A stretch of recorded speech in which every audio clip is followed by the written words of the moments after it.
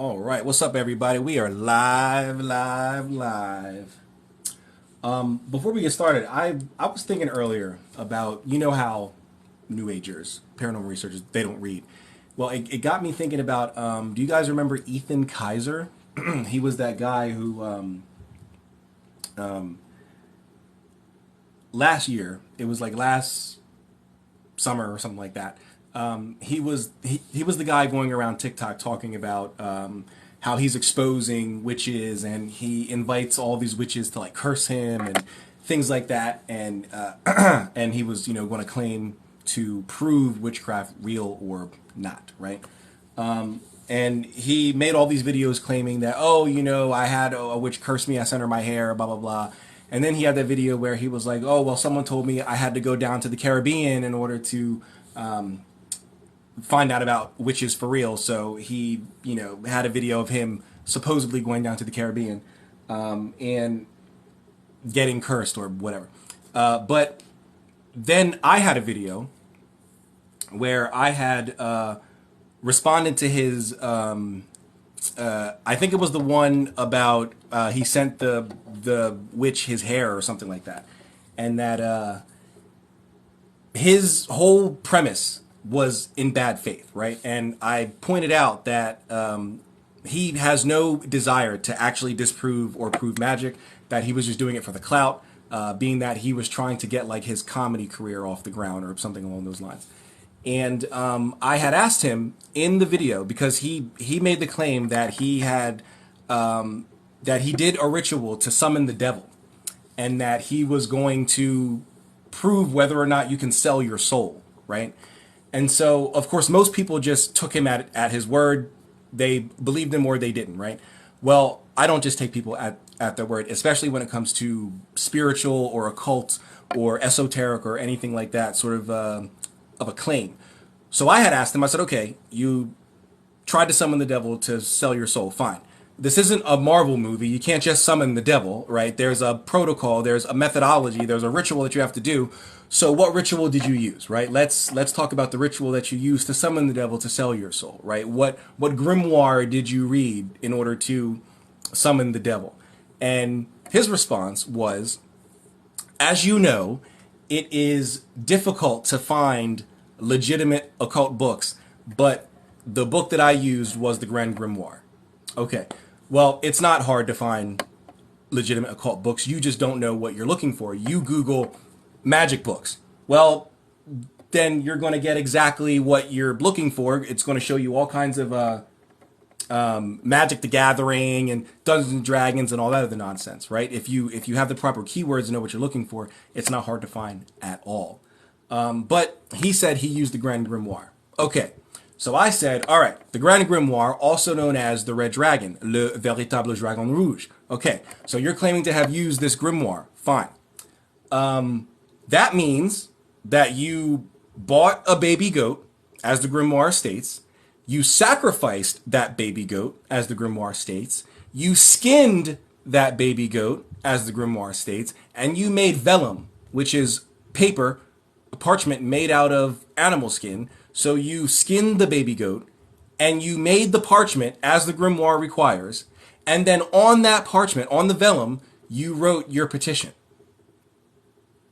There was no response after that, because he didn't do the ritual from the grand. He literally just Googled, like after he read my question, he Googled Grim. He has no knowledge on anything grimoire tradition, anything Western ceremonial, anything, Western esoteric. He has no actual knowledge. He literally went to Google and Googled grimoires, found the first grimoire that came up, the Grand Grimoire, and just claimed that he read it, not knowing what that grimoire requires you to do.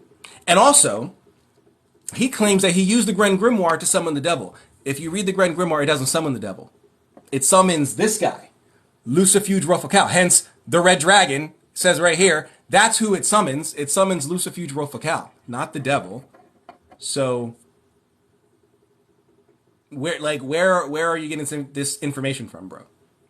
Right? So, it wasn't done in good faith. It was done in order to do nothing other than generate clout.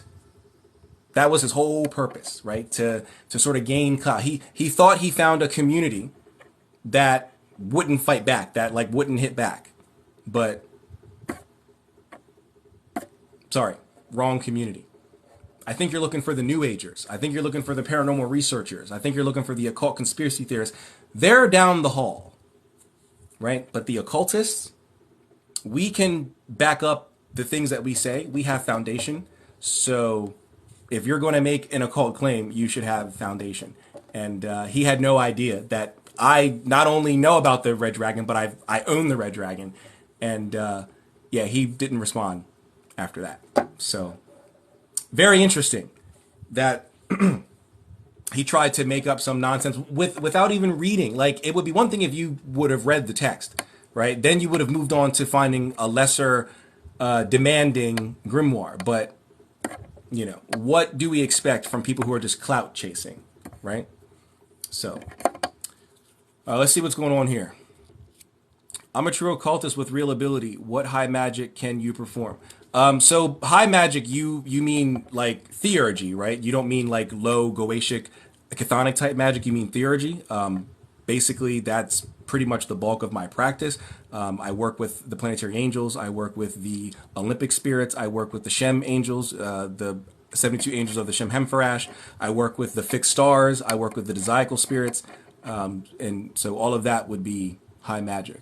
There is no material gain from high magic. So when you say perform, I'm not sure what you're looking to gain out of it, because there's nothing to gain from high magic. It's theurgy. So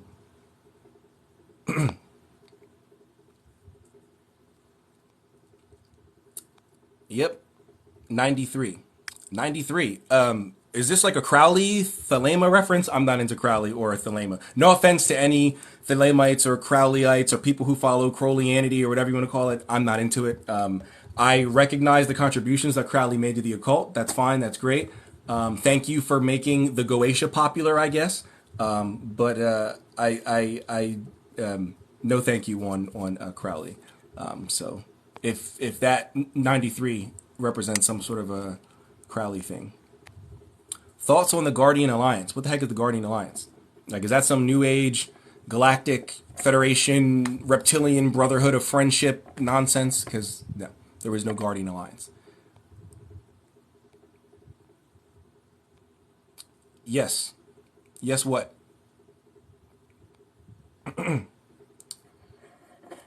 What about the Metu Netter?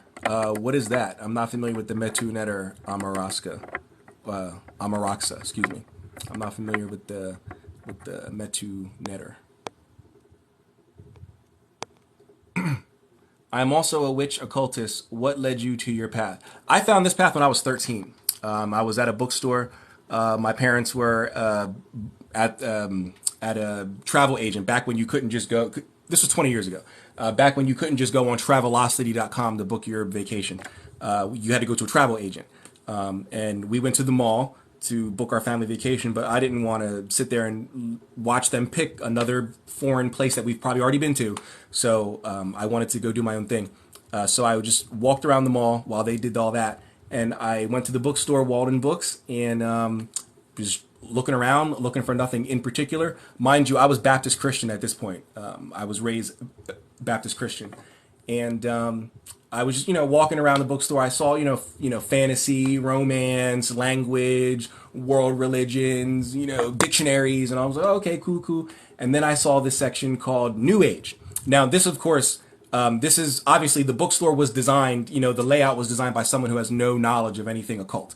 So they lump everything that's not Christian under New Age. So if it's not Christian, Muslim, or Jewish, it's New Age, right? That was the layout. So they had everything funneled under here. Nowadays, you should know the New Age is different from legitimate occultism.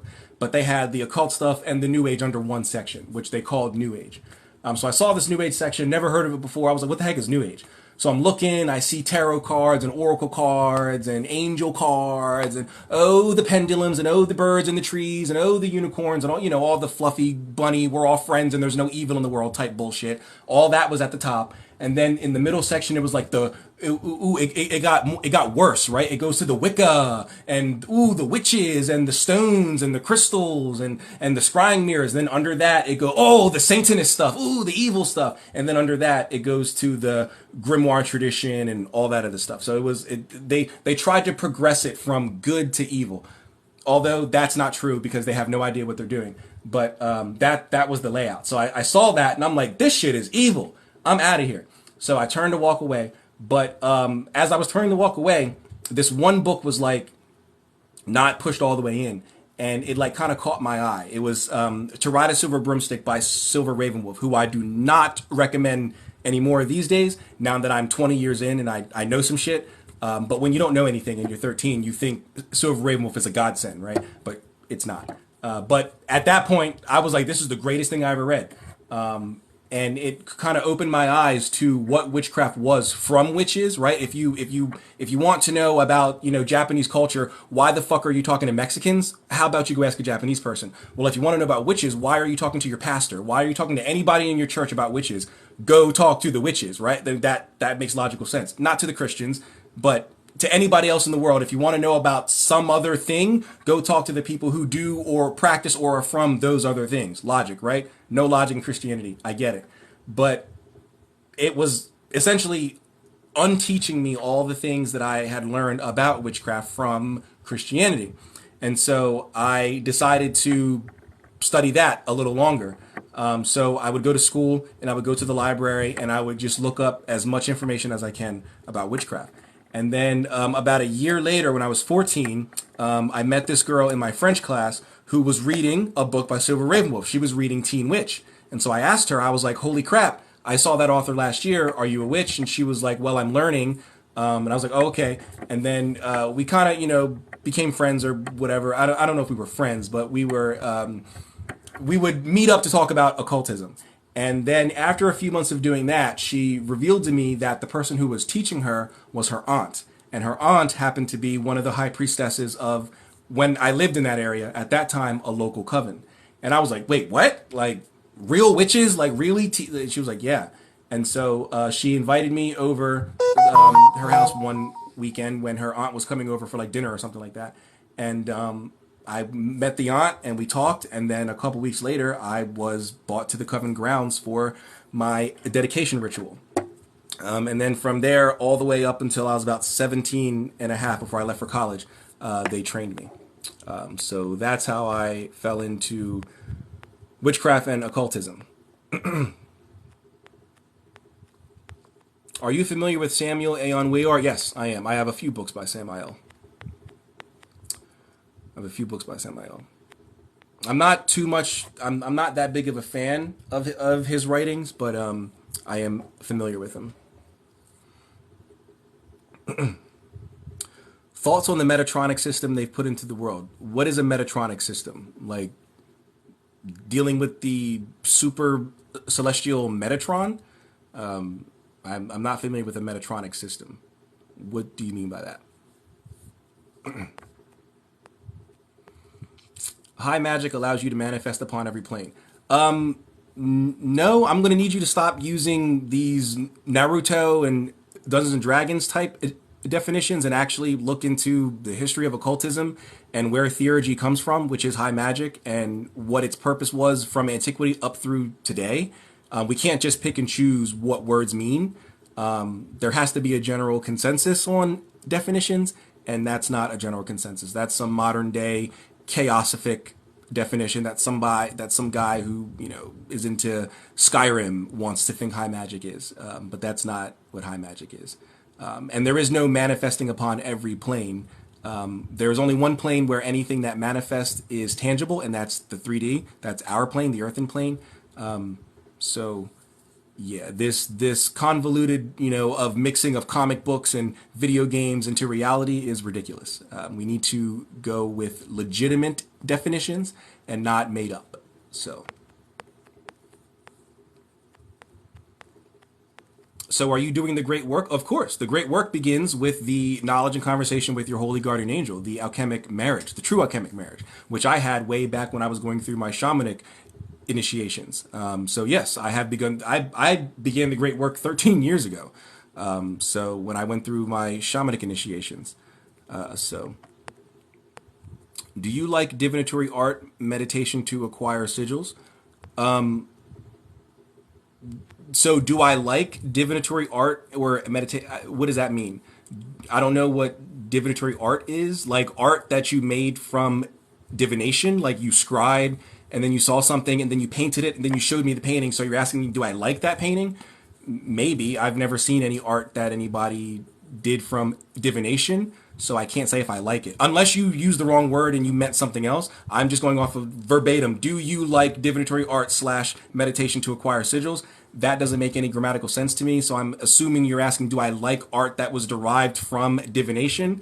Sure, I guess if you're a good artist and you can draw or paint or sculpt or whatever, well, sure. But I've never seen art from divination, so I don't know what you mean by that. If you're asking, do I agree with people who do divination to acquire sigils? Yes. If you do not know the name, if you do not have the sigil of a named spirit, then there's only one way to get it. You would have to either use the Rose Cross method or the Witch's Wheel or something along those lines, or you have to scry. So, sure.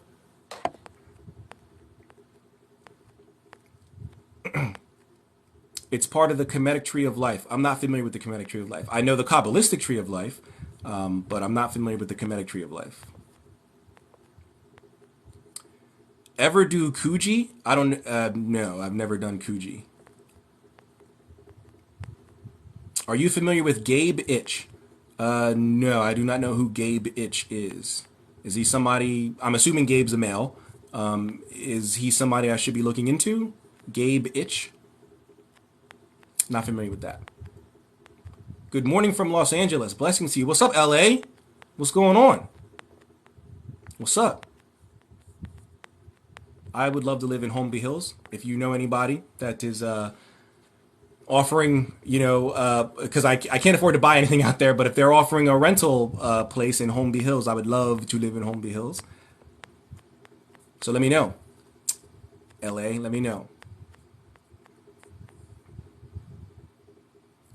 Let me know.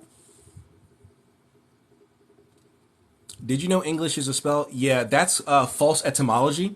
Everybody that says that tries to do false word association. Things like Solomon is soul of man. Solomon, soul of man. That's false etymology. That's not how it works. Solomon comes from the ancient Hebrew Sholomon, which was like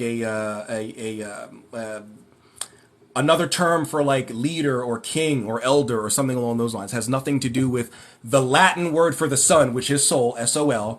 Nothing to do with just the letter O, and man, which does not mean man. That's like a Jamaican patois. Man means man. Like that's three separate languages that they're trying to throw into it. That's not how etymology works. That's false etymology. You don't hear anybody worth any weight saying anything like that. No academic would agree with that. No archaeologist, no anthropologist, nobody would agree with anything like that except these new age, these pseudo spiritual Hotep brothers that think that they're bringing the black, I'm bringing spirituality back to the black man, and ancient Kemet and all those, and they're not.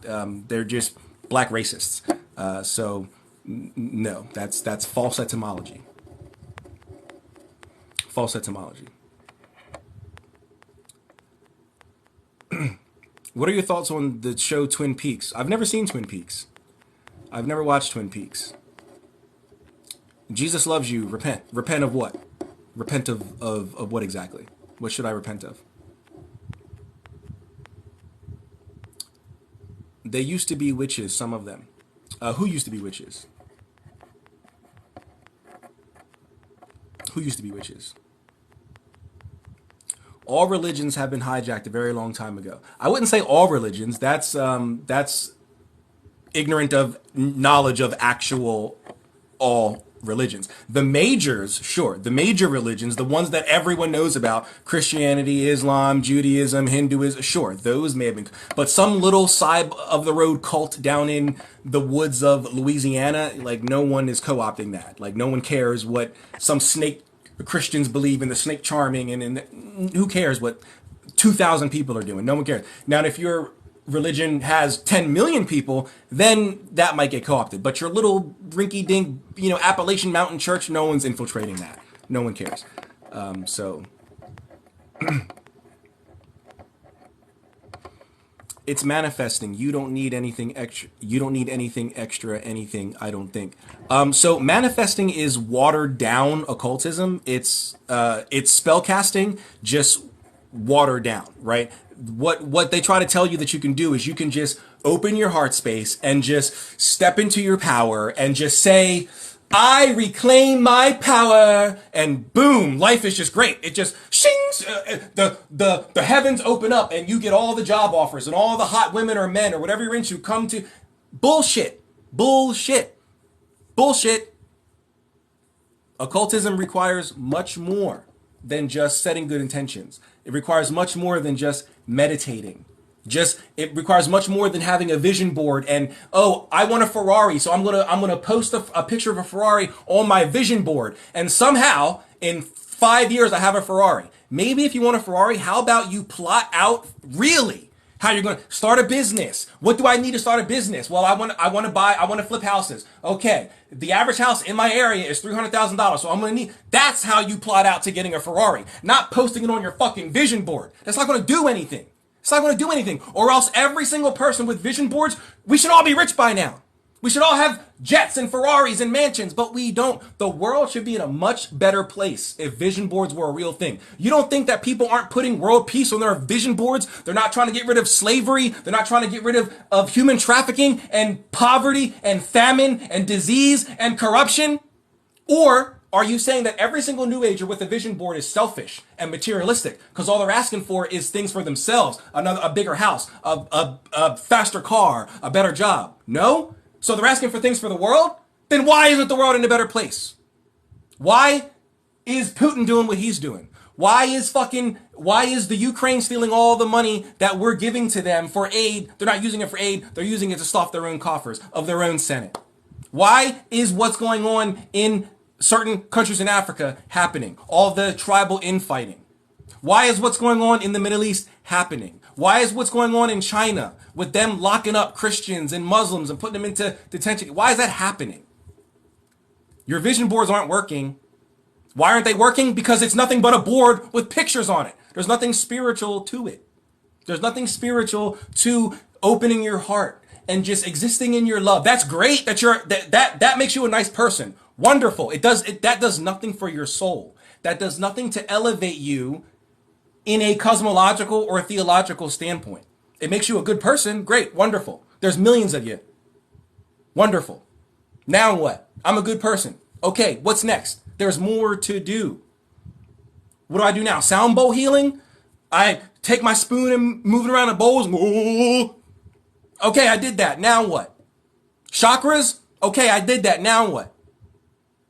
There's more to do. That's why it's called a spiritual what? Practice. Not a spiritual mastery. It's a practice. You got to keep going. It's a lifelong journey. You got to keep going forward.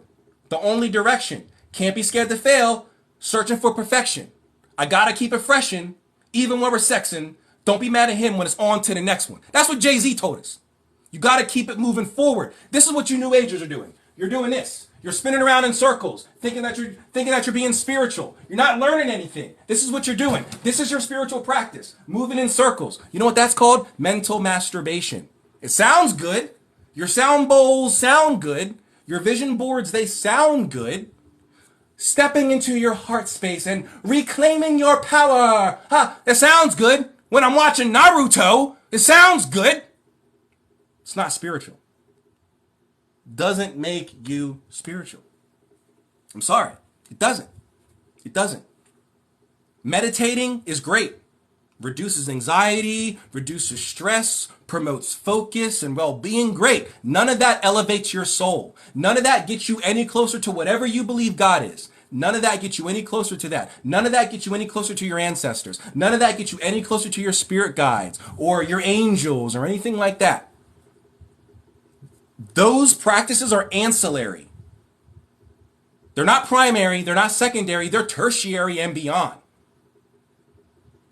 Sorry. Just because you meditate for a half hour every day doesn't make you a spiritual person. It makes you a very calm person. You're probably more calm and relaxed than the next guy, and that's great. Does nothing for your soul, though. Does absolutely nothing for your soul. Literally at all.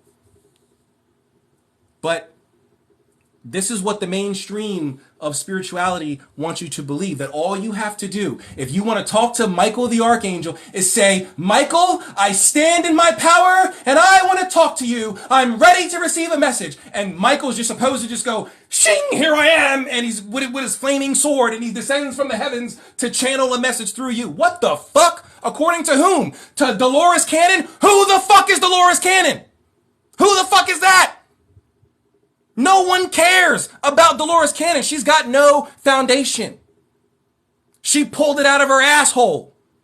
No one cares. No one cares what Zachariah Sitchin has to say. Nobody cares what Elizabeth April has to say. These people pulled it out of their assholes. They shoved their fist right up in there, grabbed it, twisted it, and pulled it out. And said, here you go. Here's a 5-star meal. And you said, nom, nom, more please. I like some more, sir. Nom. That's what you're doing. Instead of going, hold on, this smells like shit. Can you tell me where you got this from? Oh, I channeled it. What the fuck does that mean? You channeled it from who? I got it from Michael the Archangel. Can you tell me one thing, just one legitimate thing about Michael the Archangel from the culture that Michael the Archangel comes from? You can't. You're going to tell me, oh, he's the angel of peace and mercy and virtue. No, he's not. No, he's not. Not from the culture. You can't pick what Michael is. You can't pick what he is.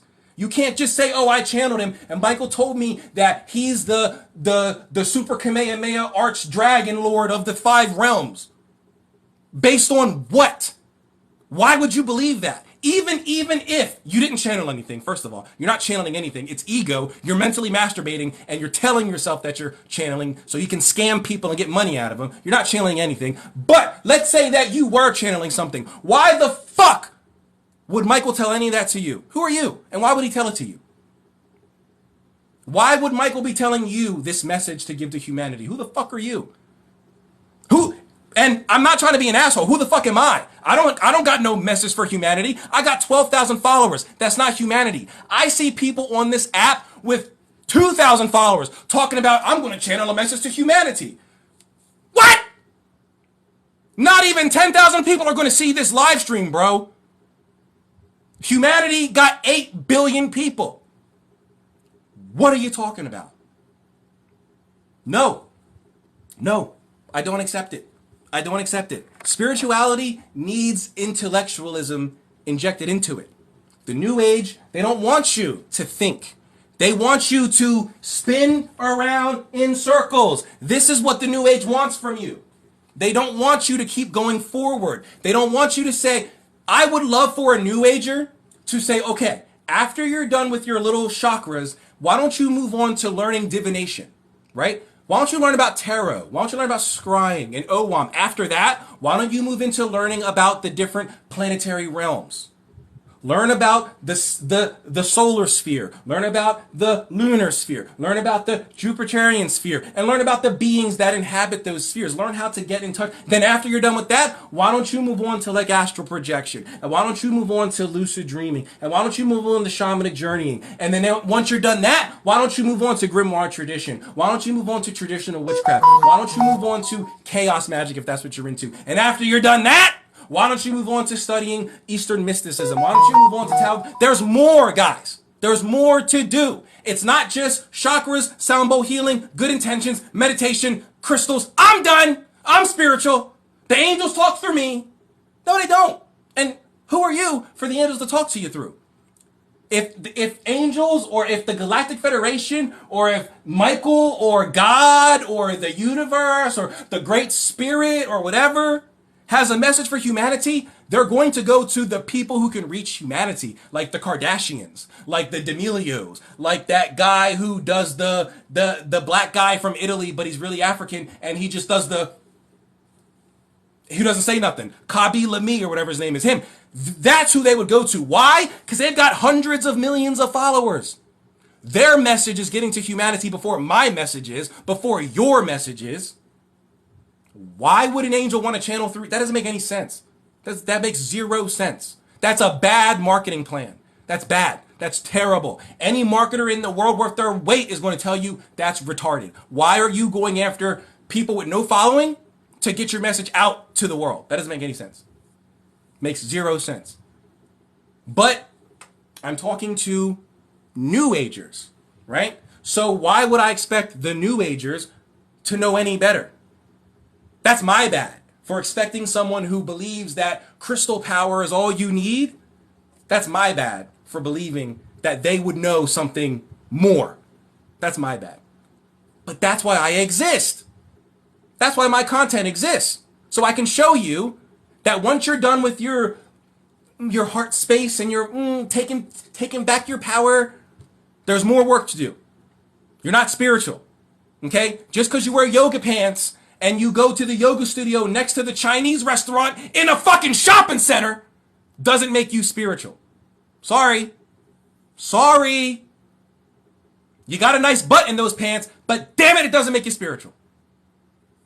Sorry. I got crystals too, but I use them for their proper purpose. I would not expect any New Ager to know the 3 legitimate purposes of crystals.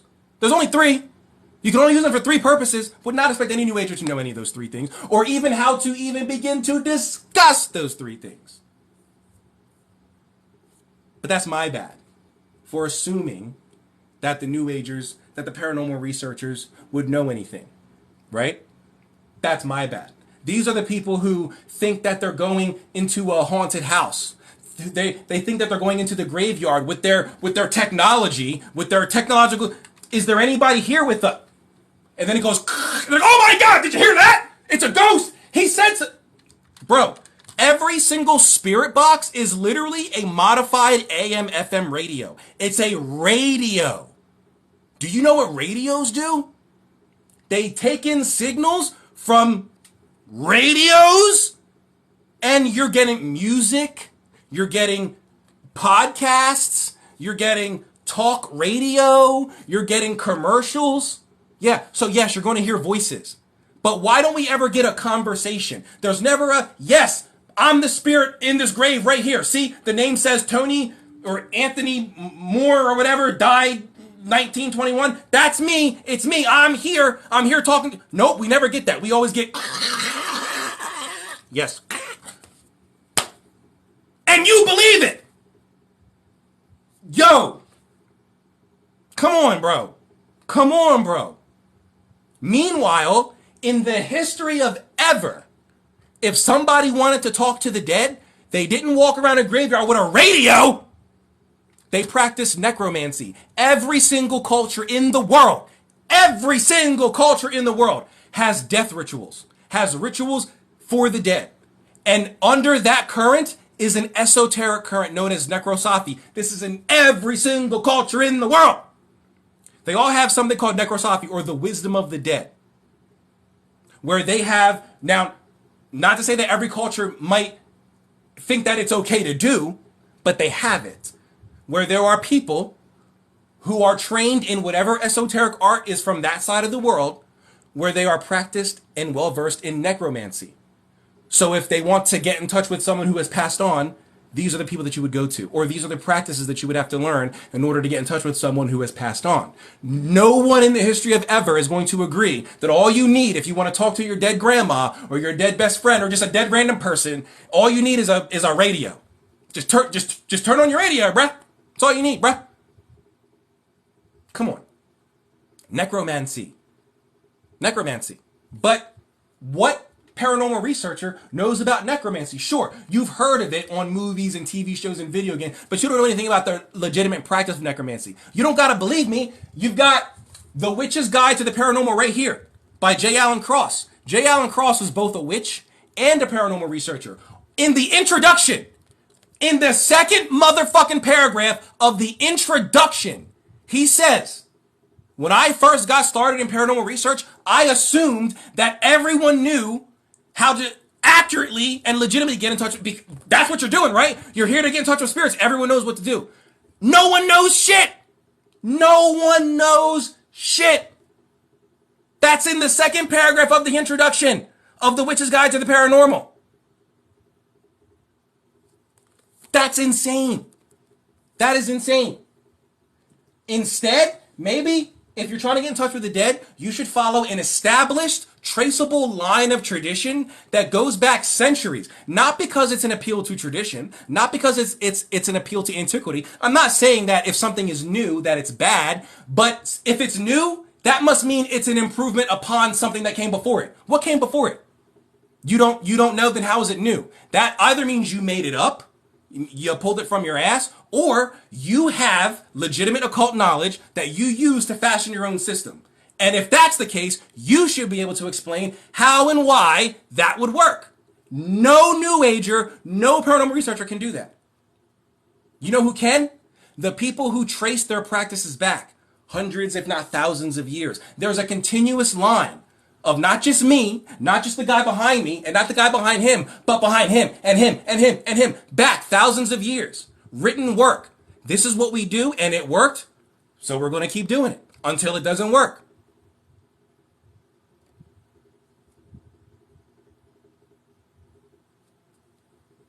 Copy of me, just not in the New Age, not in the paranormal. Let's just grab our modified AM/FM radios. That is just a radio, but I could have got it on eBay for $6, but I decided to spend $300 on ghosthunting.com, and this is what's going to get me in touch with ghosts. If that's going to get you in touch with ghosts, then why are these cases never solved? Why is the haunting never finished, right? You go to the haunted house with your spirit box and you walk away with the house still being haunted. Didn't work, bro. And so logically you would think, okay, this didn't work. I'm doing something wrong. Nope. Let's do it again at the next house. What? You're going to keep doing what doesn't work? What is that called again? Insanity. You're doing the same thing over and over and over again and expecting a different result. Talking into your spirit box is not going to get spirits to respond to you. Why would it? Why would it? Why would it? That doesn't make any sense. So, it's legitimate insanity. And then someone like me comes into the picture, and I ask questions. I say, okay, so you're using your spirit box, fine. How and why would a spirit, not only would they know to use your spirit box, oh, we teach them. You teach spirit. You teach spirit. Wait, what is this, Scooby-Doo? You're teaching spirits now? You got the spirit class where you got spirits sitting in front of the fucking desk and you're teaching them? Shut up. Shut up. You teach the spirits how to use the box? Stop playing with me. Why would a spirit from who died in the 50s know to use your goddamn spirit box? Not only would they know to use it, how would they know how to use it? And why can't we get full, coherent sentences? Why is it always... Okay. Meanwhile, if I turn the channel, I can hear the clear as day Mozart symphony. I can hear that clear as day. But goddamn it, if I want to hear a spirit, it's all. Stop playing with me. Stop playing with me. You want to talk to spirits? Study evocation. Study self-possession. Study actual occult systems and paths and traditions that actually work with spirits in a spiritual way. Why are you using physical means to obtain something spiritual? That doesn't make any sense. You're using physical means to obtain something spiritual. Huh? What? That doesn't make any sense. 0 sense. But again, I'm dealing with New Agers and paranormal researchers who it's my bad for thinking that they know anything about anything when it comes to occultism, esotericism, and mysticism. It's ridiculous. I'm the bad guy. I'm the low vibrational one because I want to know what foundation do you base your Galactic Federation channeling on. I'm the bad guy because I'm asking a question. Because if you ask me, What my foundation for believing in Hermeticism is, I can outline it for you. But they can't. Oh, this guy is asleep. He's he's still sleeping. He's so low vibrate. He doesn't get it. Maybe one day he'll get it. If you're the knowledgeable one, help me get it. Don't shoo me off. That means that you don't know what you're talking about and you just want people to believe you just to believe you. Don't shoo me away. Enlighten me. What foundation is your Galactic Federation built on? Why did nobody in the history of ever mention the Galactic Federation until the New Age movement? Why don't we see the Galactic Federation hinted at, mentioned, inferred, alluded to in any ancient Egyptian tablets or scrolls or written on the sarcophagi or written on the walls in hieroglyphs? Why don't we see it in any of the Native American, what are they called? Petroglyphs. Why don't we see them on any like ancient Phoenician scrolls or any ancient Akkadian or any ancient Thracian or Gaul, or we don't see it on any ancient people's writings. It doesn't happen until the last 50 years. What?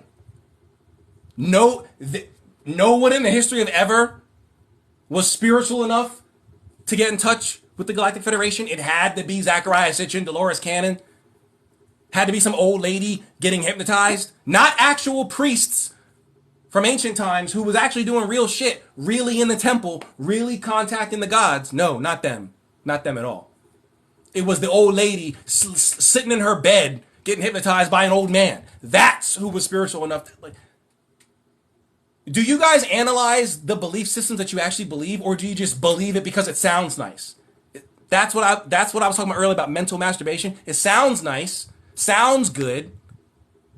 Doesn't mean it is good. I'm sure if you ask every drug addict, heroin feels good.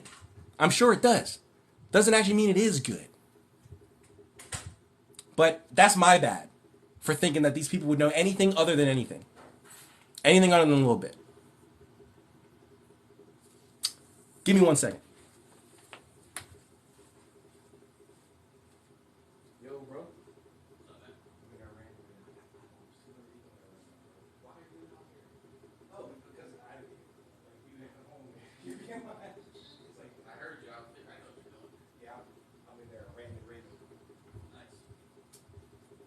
How was it? Everything good with the truck? Yeah. He was out there. Weird. Why? I don't know. It was like a weird vibe to him. I didn't know if he like knew me from somewhere or something. Oh well, yeah. There was something like, with him. He wasn't like talking to him, so like he was like real, just like. Yeah, I was like, do I need to be here or not? He's like, Yeah. He was like not talking. But yeah, I mean, he like I was sitting here watching. He like did everything was fine, and then he just came up like, all right. And when he came up to the door, he scanned the key. I was like, is it done? He was like, yeah. I was like, all right, man, you got it. He was like, you too. Yeah, I don't know. That was weird. Sorry. All right. What was I yelling about? Sorry, guys. I was screaming hard about something. Can't understand what you haven't experienced. In what way do you mean that? Can't understand what you haven't experienced. In what way do you mean that? If you believe a method works, then you can prove it by attempting it, proving your belief to be valid. I do agree, which is an issue with the New Age, right? Repeatability. The New Age, by far and large, doesn't allow repeatability, right? If I claim, like, so say I'm a New Ager, and I claim to be able to channel the Galactic Federation, and then you were to ask me how I do that, so you can do it too, as a New Ager, my response would be, go do your own research. That's what they do. They never say, sure, here's exactly the methodology that I follow so you can do it too. They say do your own research. They never actually give you anything so you can repeat it too. I agree. I agree.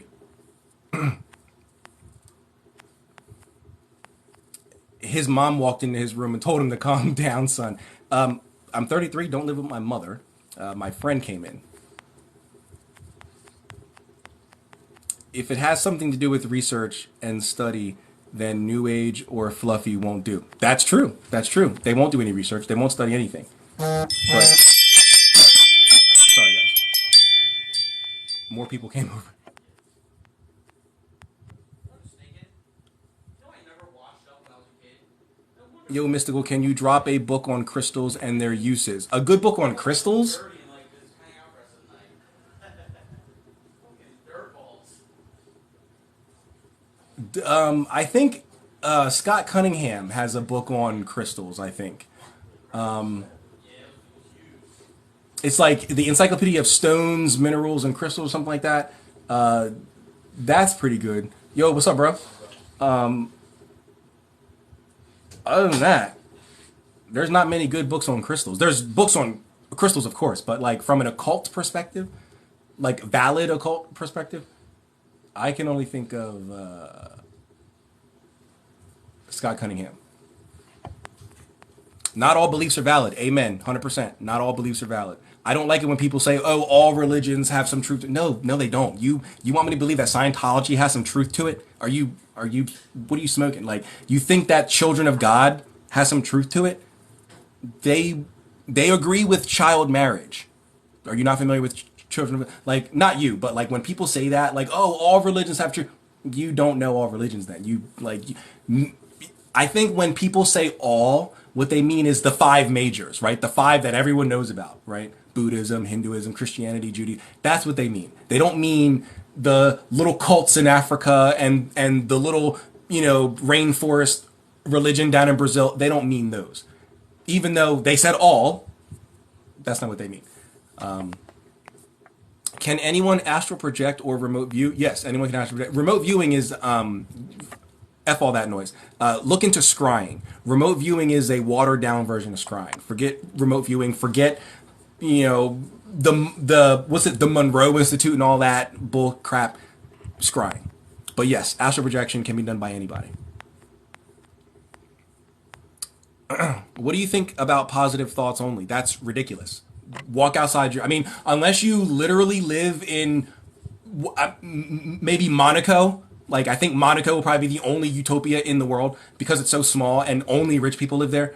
Unless you're a billionaire and you live in Monaco, step outside your door and happy thoughts. It's cool that you want to be happy and all that, but you have to acknowledge that someone's getting murdered right now. Someone's getting SA'd right now. Someone is, doing a violent crime right now. You got to acknowledge that, right? We like the whole good thoughts only. Meanwhile, there's a kid getting SA'd somewhere. Positive thoughts only. Like stop it. Show us yours. Show you my what? What do you want to see? What do you want to see? That channeling Abraham Hicks is the worst BS. Yeah, all the channeling stuff is nonsense.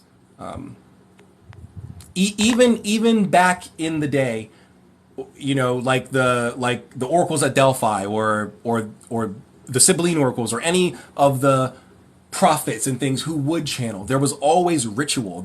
No one just goes, "Oh, you want a message? Okay," and then boom, they're instantly channeling like people do on this app. I see it all the time. I'm scrolling through the live streams here, and there's people just instantly chant. Like, stop it. There's a whole rigmarole, whole ritual process that you got to go through before you can even think of doing anything like that. So. Do your own research is the equivalent of I don't know. Exactly. And they're hoping that by you doing your own research, you end up nowhere. That's their hope. Because they don't want you to challenge them, right? Nobody likes we live in a society, at least here in the West. I can't speak for anywhere else, but here in the West, in the US, it's you got to tiptoe around. Like you can't offend anybody. You can't say nothing. Like, bro, how are we supposed to have discussion? How can we have dialogue? Like, no one is saying that you should be able to just walk around saying the N word. But if you have racist ideologies, you should be able to express those in discussion, not out there, with your sign, "Oh, death to all the N words," not like that. But you should be able to openly have a conversation so that way you can learn. There's no way for you to learn if we can't talk about things. There's no way for people to learn if we can't talk about things. The New Age does not want you talking about anything. They want you to just believe me. Believe me because I said it, and if you don't believe me, then you are low vibrational. How dare you? You are offending me. Thank God this isn't New York City because you could get arrested for offending people. Like, it's insane. It's insane. It's literally insane. You have to study to become initiated. You have to study, but you also have to work as well. We don't want to fall into what's known as paralysis by analysis, where you've read so much, now you don't know what to do because you haven't put any of what you read into action. You should read and study some, yes, but eventually you want to put the books down and get your hands dirty. You want to actually go out there and gather graveyard dirt. You want to actually go out there and cut your own wand. You want to actually go out there and gather animal bones or whatever and start doing real magic. Why do people believe rocks are magic? I don't know. I have no idea. Crystals have sympathies, but they themselves don't have any like magic. Cunningham's Encyclopedia of Crystal. There we go. Thank you very much. I didn't know the title, but thank you, Wilder Things. Cunningham's Encyclopedia of Crystals, Gems, and Metal Magic. There you go. Thank you. I knew it was an encyclopedia of something, but it's been years since I read anything by anybody Wiccan. Wicca is, we're long past that. No offense to any Wiccans. I don't want to offend any Wiccans in the chat, but yeah, we're past that. Thoughts on Dr. Faust? I don't grimoires, like Corrosion of Hell and all that other stuff. Many people would still consider it part of grimoire tradition, even though it doesn't follow the Solomonic cycle of grimoire tradition. So it doesn't require you to bind and coerce spirits into like the triangle or anything like that. But he works a lot with ring magic. You got to make special rings to do a lot of the Faustian stuff. So, but I don't mind it. I don't mind it at all. Sorry, my friends are out back. They all came over as I was live.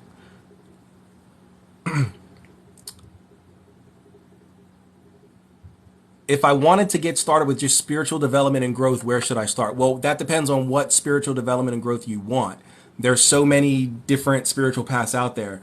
What are you looking for? I can't just give you a random that wouldn't make any sense. What are you looking for? Scientology gets rid of limiting beliefs and focus on visualization. Yeah, so do a bunch of other religions. That doesn't make it valid. There's a bunch of other beliefs that do the exact same thing. That doesn't make it valid. Do you consider yourself agnostic? No, not at all. I'm a hermeticist. Not at all.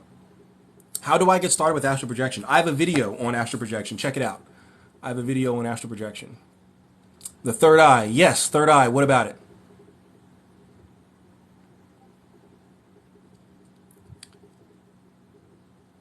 I had my first astral projection experience. That's awesome. Awesome. What method did you use? Thoughts on Damon Brand Gallery of Magic books. Currently reading through Success Magic. I like Damon Brand. I understand the audience he's going for, right? But I do wish that there were less of a focus on the practicality of magic and more of a focus on what's going on behind the scenes, the underlying currents, because you should be able to answer those questions. If somebody really wants to understand what you're doing and why you're doing it, you should be able to answer those questions. And Damon Brand doesn't get into any of that kind of stuff, nor does Gordon Winterfield or the other person, the girl Zazie, whatever her name is. Any of the other authors that write for Gallery of Magic, they all tend to just go to the practicality of it, which is fine, right to the meat and bones. But I just wish there was a bit more of an emphasis on behind the scenes, what's going on under the hood.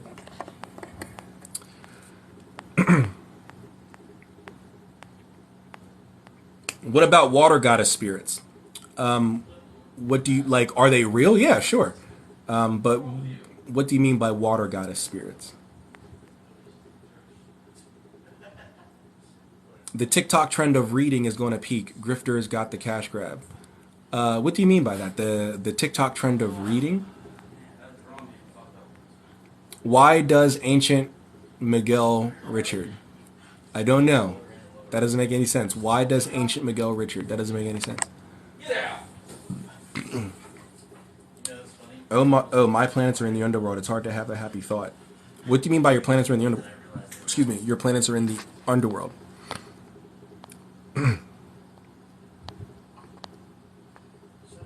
Thoughts on ascension. It depends on what you mean by ascension. If you mean ascension in the New Age way, no.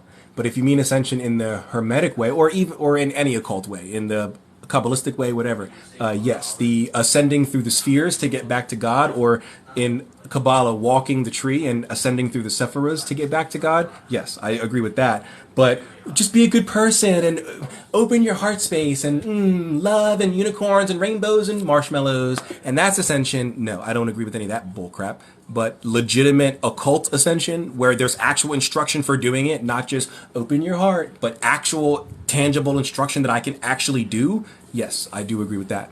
Have you read any of Christopher Penskak? Yes, I have. I'm pretty fond of his Temple of Witchcraft series. The Inner Temple of Witchcraft, Outer Temple of Witchcraft, all that. I didn't know that he was LGBTQ until like recently, but I should have guessed it because he wrote that book on I think it's like gay witchcraft or something. But that is, I mean, but that doesn't mean he's gay. But one would have assumed at that point, but I didn't. And then I recently found out that he was LGBTQ. What do you think about Wicca being too much on the market and not enough books on different beliefs? I mean, at least Wicca is built on something and founded on something, and there's a history there that people can look into, and then hopefully they'll find the deeper stuff. So I don't necessarily mind Wicca, but the New Age is not built on anything. It's not founded on anything. If you open the vast majority of New Age books and you flip to the back, looking for a bibliography, works cited, references, further reading, further study, there's nothing like that. If there is something like that, it's the author's own books. Hey, go buy my other books, but not hey, go increase your knowledge on these other subjects also with it. Nope, there's none of that. Whereas in books on Wicca, there usually is a bibliography that you can go and you can look and reference and you can find books that go deeper and deeper and deeper and deeper. The New Age doesn't have that, which I proved. I proved this. It's on my YouTube. We did a live stream just like right now, where I took the camera, I put it on my screen here. I opened up Amazon and I let the audience pick. I went to Amazon and I opened up a tab and I typed in New Age spirituality in one tab, and then in the other tab I typed in occultism. Press enter, and I had the audience pick. They pick, not me, because I don't want anybody to say, "Oh, you're being biased and you're picking the books that you know don't have a bibliography." Nope, the audience picked. They picked 10 books on the New Age side, 10 books on the occult side. We looked through. I had to filtered down only to the ones that had a look inside me feature so we can actually look in the book. So there were 10 books on the New Age side, 10 books on the occult side. We looked inside. The 10 on the New Age, 2 out of 10 had a bibliography. 2. That means 80% did not have a bibliography. 80% of the New Age, statistically, obviously it's not literally 80%. Hopefully everyone understands how statistics works. Statistically, 80% did not have a bibliography. That means 80% of the New Age does not want you to know anything outside of the book that you're currently reading. That's ridiculous. Flip side, we went to the occult section. Guess what? It was the exact opposite. 80% of the occult books had a bibliography, and 20% did not. I can tell you which one I would prefer to go with. I would like my spirituality to be built on something, to be founded on something, to be based on something. Not just I farted it out last night and it sounds good, so therefore I'm gonna go with it. I feel good when I think about, God being an alien behind the fifth planet Nibiru or some nonsense, so therefore that must be the truth. Why? Why? I know Kanye West told you that feelings matter when he was going on his rants 2 years ago. Feelings matter, bruh. Feelings matter, bruh. Sure, they matter, but they're not the be all end all. Okay, and there's a lot of times when, that's something that the New Age loves to go. You go on your intuition and your feelings, right? Everyone loves to talk about when they were right, when their intuition was right and their feeling was right. But everyone seems to forget the times when they were wrong. And I promise you, you've been wrong more than you've been right. I've been wrong more than I've been right because I'm a human being. I know the New Age doesn't like that. You want to think that you're some intergalactic super Kamehameha cosmic dragon, but you're not. You're a human being. If someone did violence to you right now, there's a chance that you could die. You're a human being. You bleed, right? You're a human. You poop, you pee, you cry. You're a human being. You're not some intergalactic god. Humans make mistakes. Humans get things wrong, right? So There are times when your intuition told you, don't go to that party tonight. Don't go to that club tonight. Something bad's going to happen. And maybe that time something did happen. But there was another time where you had a bad feeling and you stayed or you went. And guess what? You had a great time. Nothing bad happened. Everyone just forgets those times. They only remember the times when their intuition was right. But what about the times when you were wrong? Because you're a human and you will be wrong. I'm not special. I'm a human. My intuition is wrong a lot. There's a lot of times where I've prejudged my bosses just off the way that they look, or just off of how on my first meeting I saw them on the phone and they were yelling at somebody, so I thought this is a bitch or an asshole or whatever. And then I get to know them and they just had a bad day, or maybe they were arguing with their significant other, whatever. Turns out they're the greatest person under the sun. I've been wrong. And guess what? I know you don't want to. I know you're a new ager, and you're so spiritual. You can't be lied to, but yes, you can. And you've been wrong. I know that's a controversial thing. I know that makes me sleep. I know that makes me low vibrational, but it doesn't stop it from being the truth. Do you know the truth, New Agers? Do you know what the truth is? Are you familiar with the word truth? No, you're familiar with the word feelings and emotion. But there's also truth. Don't forget truth, guys. Don't forget truth.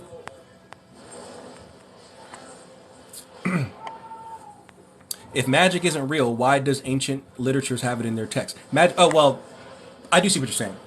It is real, and I do see what you're saying. I do agree.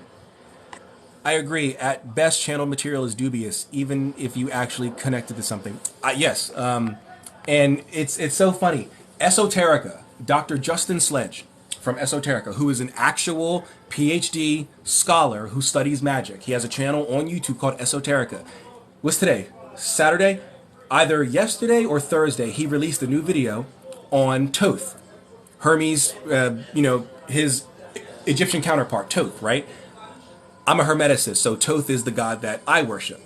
And it was so funny that, now you have to watch the video, it's like 20 minutes in, but it's so funny. He actually brought up the emerald tablets of Thoth, right? Like Thoth the Atlantean and all that other stuff. And he flattened, this is not me, this is an academic who cites all his sources, has references for everything he says, literally flat out says, the emerald tablets of Thoth, which is a channeled text that the New Age believes is valid, it's made up pseudepigrapha nonsense.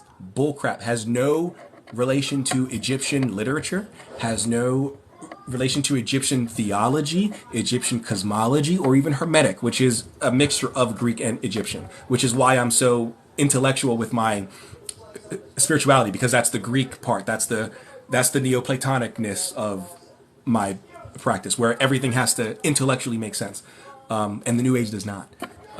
So yeah. Like folk magic, Satanism, etc. Yes.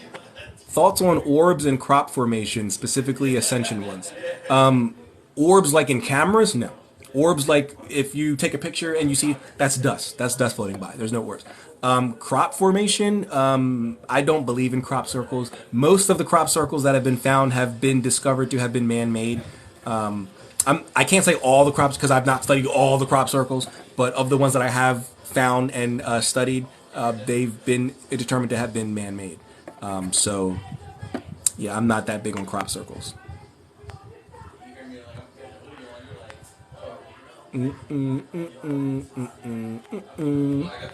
Although the negative is a small part of life, why are you bashing anyone who chooses to be positive? I'm not bashing anybody who chooses to be positive. I'm bashing people who choose to be positive while ignoring the negative, right? Like perfect example. Elizabeth April has a video on her YouTube from last year. This is before the Queen of England died. She had a video from last year, like early last year or something like that, where she said that she remote viewed Buckingham Palace, okay, and she saw all these atrocious things, all this SA and all this RAPE and all this other stuff of children. And you know what her thing for her audience to do was? It wasn't to contact the police over there. It wasn't to do anything. It was to send those children your positive energy. Open your heart and send those kids kids that are getting abused could really use your. Why don't you go save them? How about you actually get them out of that situation? How about that? Right? Those are the people that I bash. Not just you wanting to be positive. That's fine. but it's when you want to ignore the negativity that's in the world. As you're just like, what, evil? What? It's all unicorns and rainbows. What are you talking about, evil? Come on. Why are you choosing to ignore the negativity in the world, no matter how small it is? That's ridiculous. That's ridiculous. You're ridiculous. Why do the elite and powerful that run the world worship Saturn?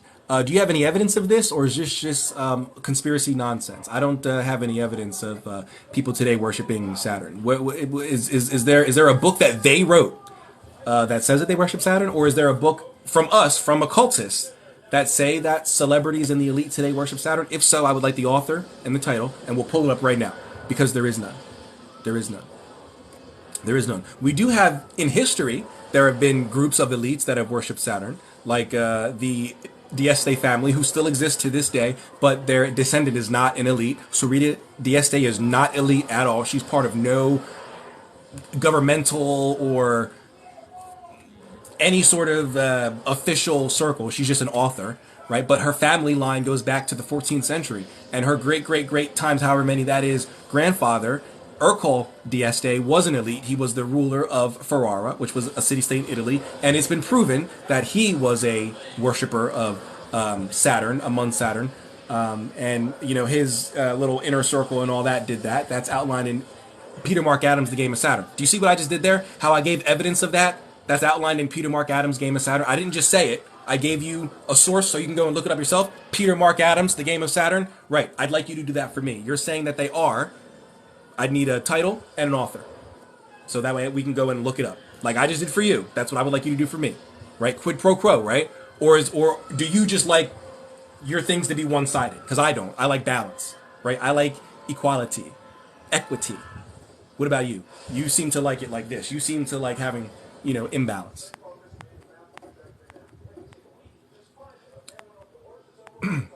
Anyone who is informed knows the true meaning of the words. Of what words? Of you're the one who was talking about the false etymology earlier, right? That doesn't, like, you can literally just get a dictionary but sure. Don't be an armchair magician. Exactly. He's referring to the getting your hands dirty. You don't want to just be a reader.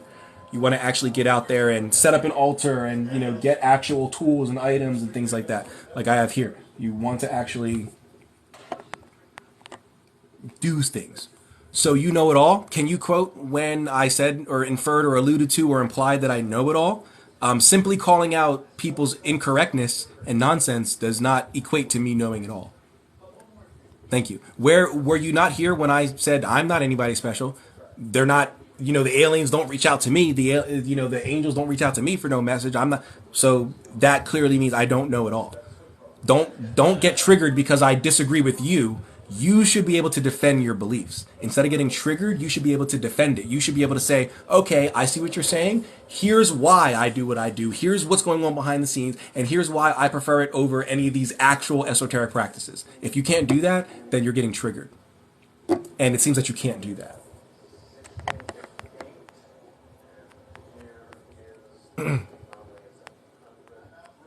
Have you ever done a real financial ritual? What's a financial ritual?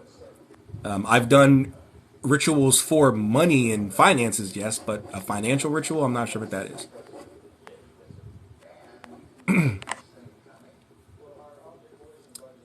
The N word means liar, cheat, or thief. According to what? Because the N word that I think you know what we're talking about derives from Latin, which just means black. So, unless you have a source that says that Negro and negro and negra and all that means anything other than black, if you can point me to an etymological source, okay? Not some Hotep bro from YouTube.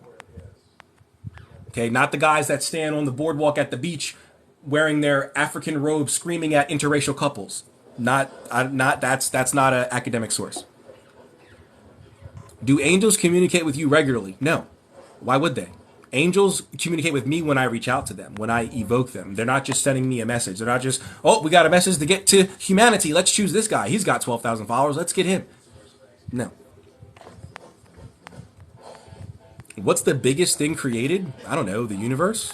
I've not seen everything in creation. So how would I know the biggest thing created? Also, I'm not like a physicist, so I don't have the money or the capability to send those beams out into the universe that try to find structures. And if the beam stops, it found a structure. I don't have. I'm not a billionaire. Clearly, I'm not on my yacht. I'm not streaming from my yacht. I'm not streaming from my mansion. I'm streaming from my 3-bedroom rancher home. Okay. I don't live in Dubai. I don't live in Monaco or Miami or certain parts of LA or New York. Sorry. What books would you recommend on your path? What are your go-to? So, well, the books I would recommend on my path, I don't know if you should start with because they're, you know, on the deeper scale. You might want to start with surface level stuff and work your way down. But I would say start with books like the 3 books of occult philosophy. I would say start with the Corpus Hermeticum and Hermetica 2. I would say start with the Greek magical papyri and its associated text. I would say start with the Arbitel and its associated text. I would say start with the Hygromanteia and its associated text. I would say start with the Magical Treatise of Solomon or the Testament of Solomon and its associated text. I would say start with the original Goetia and its associated text. I would say start with the Key of Solomon and its associated text and the various versions of the Key of Solomon. There's like 8 versions. Read them all. But you probably shouldn't start there. That's not a good starting place. But if you're already on the path that I'm on, that's what I would suggest reading. But that's not a good place to start. Are you in the Michigan area? No, I am not. I'm on the East Coast. The East Coast is the West Coast. What were the 3 main uses of crystals you mentioned? Sure. So crystals are storage houses. They store energy. And since spirits can be classified as energy, they can be used to store spirits. So when you find fetish items, like in the African diaspora religions or the African traditional religions, and they claim to trap spirits into these fetish items, they're usually hollow, like mine is, and on the inside there's a crystal. Mine is hollow. I have a spirit in here. In the bottom here, it's hollow, and there's a bunch of materia magica. One of them is a crystal. Also, witch bottles, which are used to trap curses, and if any sort of practitioner sends a spirit after you, it can be used to trap them. There's a crystal in there because spirits are energy. It traps the spirit within that crystal. So it's a storage house. There are batteries. Once you store energy in them, that energy can be used to power your workings, right? So if a good example is on Charmed, right? That show from back in the day, Charmed, with the power of 3, set us free, and all that crap. Although Cole was a cool character. But anyway, they would always set up their circles with crystals. There's some reality to that, right? Because there's energy that is shared between those crystals. So if you cast a circle, outlining your circle with crystals helps contain that energy. It doesn't do much other than that, but it helps contain energy. A lot of witches prefer to use like actual rocks, because most crystals, unless you go out to a cave and you carve them out yourself, most crystals are not natural. They're like man-made, and they're all kinds of weird plastic metals and stuff like that. So they're not actual crystals. But the rock that you get in your backyard is actually a rock. So most people will use rocks. The third use is that they're amplifiers. So when it's full of energy, it can be used to boost a working or boost a spell or anything like that. So it can be combined with in hoodoo, if you are making a mojo hand or a sachet or a mojo bag. You would put all of your herbs, your minerals, whatever, and then you put a crystal in there. This crystal is going to amplify the energy of those herbs. Then you dab it off with your oil, whatever, High John the Conqueror root oil, whatever. You dab it off. It'll give amplification to that. So they're storage houses, they're batteries, and they're amplifiers. That is it. You can't walk around with a tourmaline crystal like I have here in your pocket or hold it up to your third eye and it's going to open. No, it doesn't. It doesn't do that. They're storage houses, they're batteries, and they're amplifiers. That's it. Modern Magic by Donald Michael Craig. Yes, Modern Magic by Donald is phenomenal. Phenomenal. And The Witch's Bible by the Farrars. Yep, by Janet and Stuart Farrar. Yes.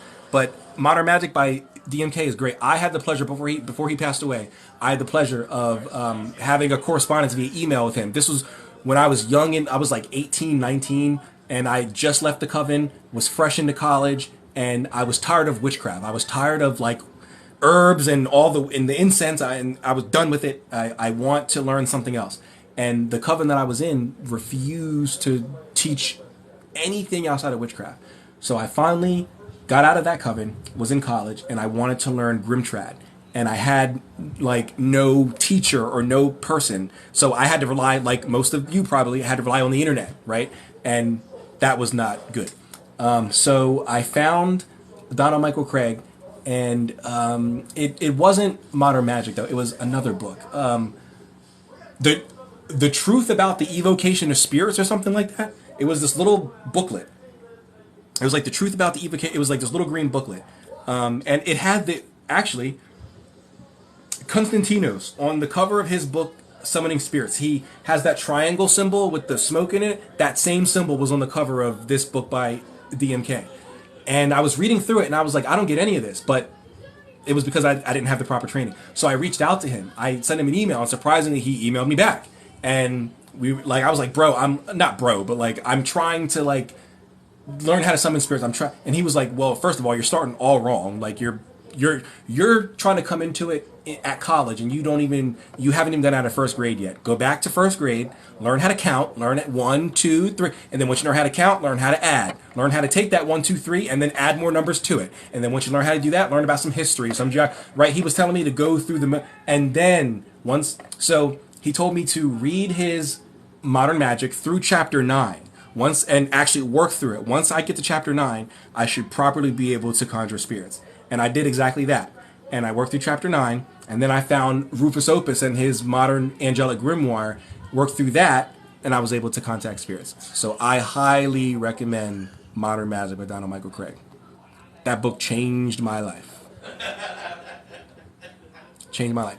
What's the image behind you? Well, hold on. So we've got Lucifuge Rofocal here. He's from the Red Dragon, Le Dragon Rouge, or the actual title is Le Véritable Dragon Rouge, but most people call it the Red Dragon, so Le Dragon Rouge. This is Lucifuge Rofocal. He is the spirit that when you do the work in the Red Dragon, this is who comes. Which is weird when Ethan Kaiser made the video that he was going to try to sell his soul when he used the Red Dragon to contact the devil. I had to call him out on it because I'm like, no, you didn't, because it doesn't contact the devil. It contacts this guy. And also, you have to get a baby goat and you have to sacrifice the goat and you have to skin it and use its skin as the paper. And I doubt that you did that, especially where he lives, which is New York. I doubt that you did that. But so that's what that is. This is As Above, So Below. I don't know who this guy is. I don't know who the figure is. But you can see it's a mirror image. So if I were to flip it upside down, it would be the same thing. So As Above, So Below.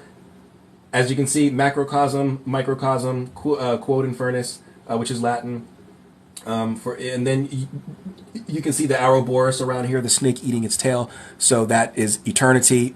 This is essentially as it happens in the heavens, so shall it happen on earth. But also from the Hermetic standpoint, we can see that this down here is darker than this up here. And we would interpret this darkness to be water. And this we would interpret as man, the spirit of man, before the fall. He was in heaven, celestial. He saw his reflection in the waters, and he fell in love with his reflection, ego, and that caused the fall of man. So this sort of has a dual meaning.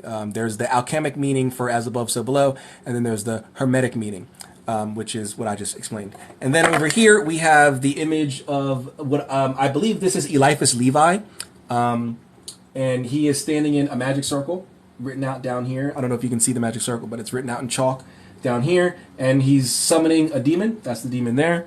And then over here you see a painting of Baphomet.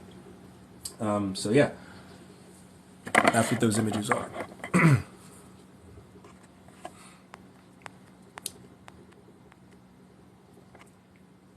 Magic projects good or bad depending on the spiritual essence of the caster. I agree.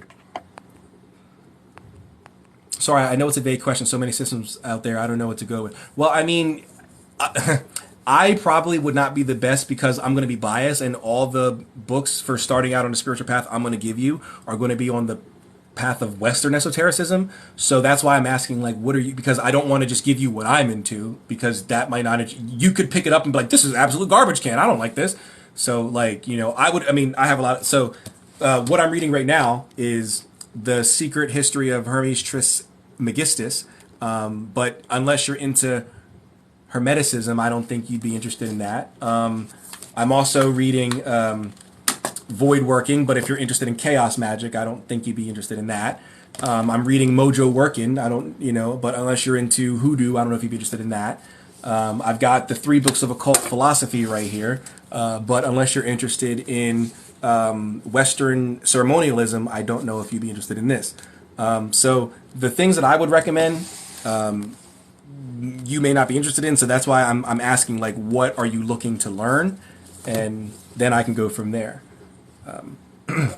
Because if you're interested in like Taoism, and I'm over here, saying go read all these Jewish and Greek sources, you're going to be like, well, that like I don't, I want Taoism. So, is it true that you have to buy spiritual items for yourself before initiation? That would depend on the system, but for the most part, for your initiation, the temple or the coven or the associate or the house or whatever you're going to should have tools for you. But for your own practice, yes, you should buy your own. No one's going to. I mean, someone might be nice and like gift you a wand or something like that, but no one's just going to give you all your tools. You should either make them or buy them. TikTok divinatory arts of reading tarot. That's what I meant. Oh, okay. Yes, yes. Those are nothing but cash grabs. Thoughts on angel numbers. I have a video on angel numbers. Most people do angel numbers incorrectly, right? Most people do, oh, I saw 1111 today, so my angels must be reaching out to me. No, so if you go into numerology, you're supposed to read each number independently. So it's not 1111. It's 1, 1, 1, 1. That's what it is. It's not 1111. So if you look at it from that perspective, now you find out, oh, it has nothing to do with my angels or anything. It has a whole other meaning. So try looking at it that way. Whenever you see these repeating numbers or whatever, interpret them individually. Look into the meaning numerologically behind 444 or whatever, and don't read it as 444. Read it as 4. Now that 4 is read 4, 4.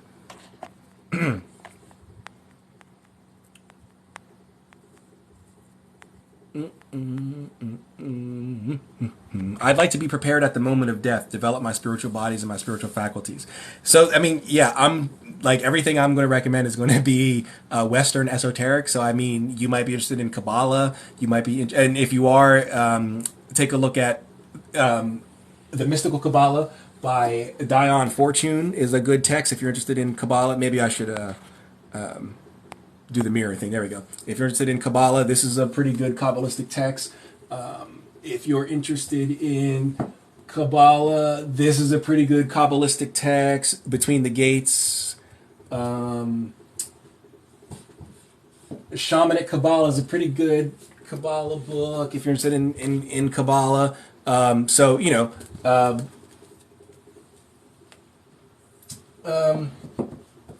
Israel Regardi is pretty good. If you're interested in like Western ceremonialism, I would also recommend, of course, Hermetics. So the Hermetica, which is the Bible, our Bible. So the actual Hermetica, and part 2, which is, so this is Hermetica, and then Hermetica 2. So the excerpts of the Stobaeus, the Papyrus Fragments, and Ancient Testimonies in English translation with notes and introduction. And you'd be surprised at how many how many church fathers wrote on Hermeticism favorably.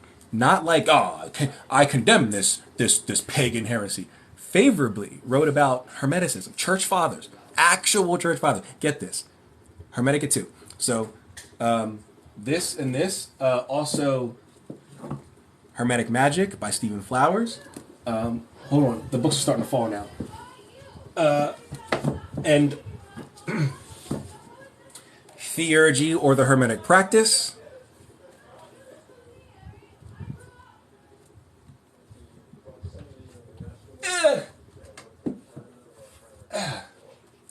Demonology. This is really good. If you want, this is really good. This is by Humberto Maggi. Demonology.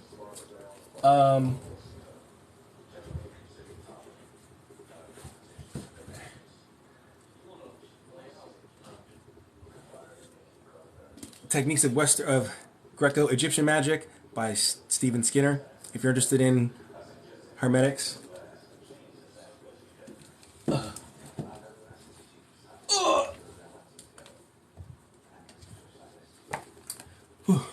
Western Esotericism, A Concise History. These are all good if you're interested in the Western perspective on preparing for death. Actually, I'm going to go back to this one. Between the Gates actually has an entire chapter on preparing for death, and both yourself and other people in the in the Kabbalistic perspective. I'm trying to. There we go. Chapter 9. Preparing for Death and Beyond is chapter 9 in Between the Gates, Lucid Dreaming, Astral Projection, and the Body of Light in Western Esotericism by Mark Stavis, the founder of the Institute for Hermetic Studies. So yeah, this one, if you like want to get directly into preparing for death and stuff like that, you might want to just get this. So that just popped in my head. I was like, wait a minute. He said death, and that book goes directly into it. Unless you're interested in like necrosophy, like if you're interested in the wisdom of death and the practice and the veneration of death to prepare yourself for death, then I would recommend necromantic texts. So then I would recommend Sabbatica. I would recommend Volume 1. I would recommend Sacerdotum Umbrae Mortis. Here, Sacerdotum Umbrae Mortis.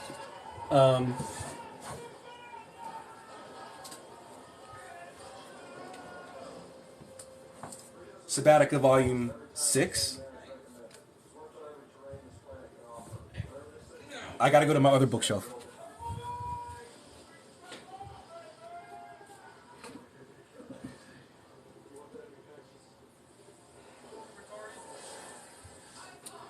Sabbatica Volume 4.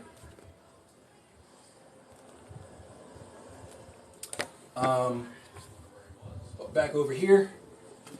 Conjure Codex 5, Conjure Codex 3. For necromancy,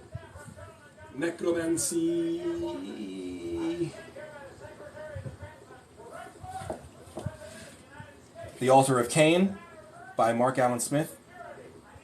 The Altar of Cain, or Cain as it's pronounced. Maybe also, this is kind of necromantic, The Altar of Sacrifice.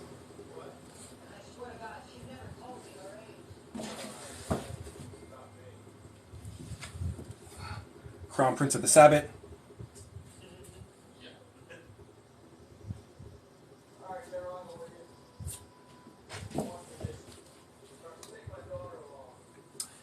I think when it comes to necromancy, that might be all that I have specifically on necromancy. I have plenty of other books between my shelves and then my ebooks that deal with necromancy. Hold on, let me check my Google Drive for any ebooks or anything for necromancy. I mean, other than like Greek and Roman necromancy or forbidden rites. Oh, I forgot the elucidation of necromancy, but that's a little advanced. I wouldn't go there. Yeah, the rest of this is a little advanced. Like the Vessels of the Dead, Ars Falcus. This is all advanced stuff. I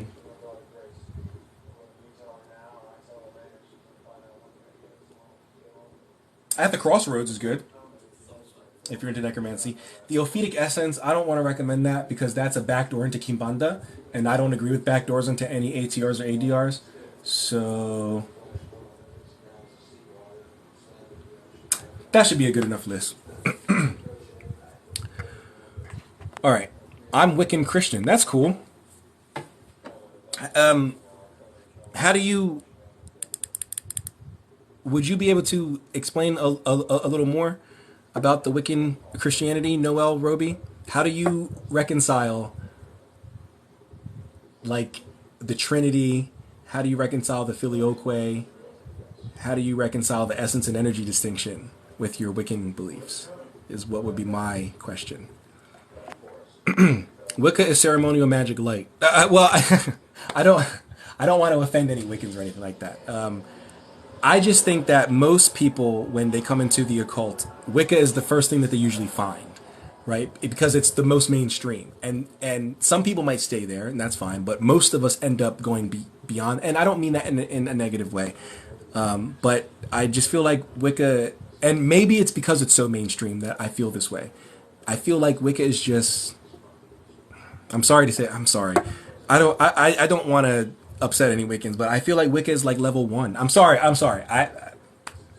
I'm sorry, but I feel like Wicca is level one. Sorry, and I don't want to stay on level one. When I play games, I would like to go beyond and see where the game's going to take me. So sorry. Yeah, it's, like I'm sorry. I don't know. How about alchemy? I don't. So I personally do not study alchemy, which is funny because I have So I have about what 80, 85 physical books, but my ebook collection is insane. And just on alchemy alone, I have over 200 books. Not read any of, not read not one of them. Alchemy is something that I need to study up on big time. The good news is I do go live every Wednesday, 9 p.m. Eastern Standard Time with Alchemic Mason. We are both practicing Hermeticists, so we go live and we read from the holy books. But he's been trying to get me deeper into alchemy, but I don't know. I don't know. And I think I'm losing my voice. What the hell?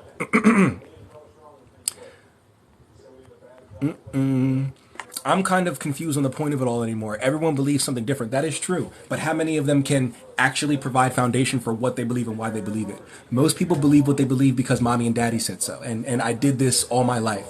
So this is just what I believe. There's no reason behind it, right? Most people can't explain why they believe what they believe. So I don't like how much of Wicca was appropriated from indigenous practices. I agree. I agree with that. Gerald Gardner was a member of the OTO. He was. He was. There was So now we're going to dive into the conspiracy side of things, but you'd be surprised at how many people from the early 20th century who seemingly would not have any connection to Crowley had a connection to Crowley. And this is because Crowley was involved in more than just the esoteric circles. So here's where we get the Crowley was a spy, right? The whole spy conspiracy thing. Crowley was involved in political circles, right? But I don't know enough of the history of Crowley to know if he was a spy, so I can't say he was not a spy, but that's where that comes from. So Gardner was a contemporary of Crowley. There was a lot of people who were Parsons, the UFO guy, Alan somebody, Greenfeld, Greenblatt, something like that. So may creation have mercy on your soul, brother. Why? Why would so you agree with a punishment after death then, right? You agree with eternal punishment for finite actions. Okay. Well, I don't, so that's fine. But I don't know why creation would have to have mercy on me. Because number one, I'm not doing anything evil. So mercy for what reason? And number two, I don't agree with a eternal torment for finite whatevers. So no matter how reprehensible or how heinous it is, eternity for finite things is a little overkill. Especially if this God who's all powerful could have just went like this and stopped it all. Just poof. But he didn't. So all right, let me I'm over 100 messages behind, so let me scroll up here. Let me I'm gonna get down to like 30. Oh my god, I'm over 200 messages behind. Jesus Christ. Was that okay? Was that okay that I said Jesus Christ? Bop, bop, bop, bop, bop, bop, bop. All right, here we go. 30. All right. What's level two? Level two, I would say probably is chaos magic. That's probably what most people would find after they find Wicca. They probably find chaos magic. And then after that, they'll find it depends on your leanings. After that, you'll either go down the dark side and you'll find all the Anton LaVey and all the demonolatry stuff, or you'll go down the Grimtrad and you'll find the Key of Solomon and all that. So that's usually how it happens. What do you think of the clip off? Ah, the dark side of the tree. I personally don't walk the tree of life because I don't follow Kabbalah. I follow Hermeticism. While I don't have any practical experience with the clip off, I don't have any issue with it. Actually, speaking of the clip off, a book that I showed earlier, Sacerdotum Umbrae Mortis. If you're interested in Satanism, this book claims to correct some of the Hebrew for the Tree of Life, and let me see if I can find it where it says it. It corrects the Hebrew for the Tree of Life and the Clipputh.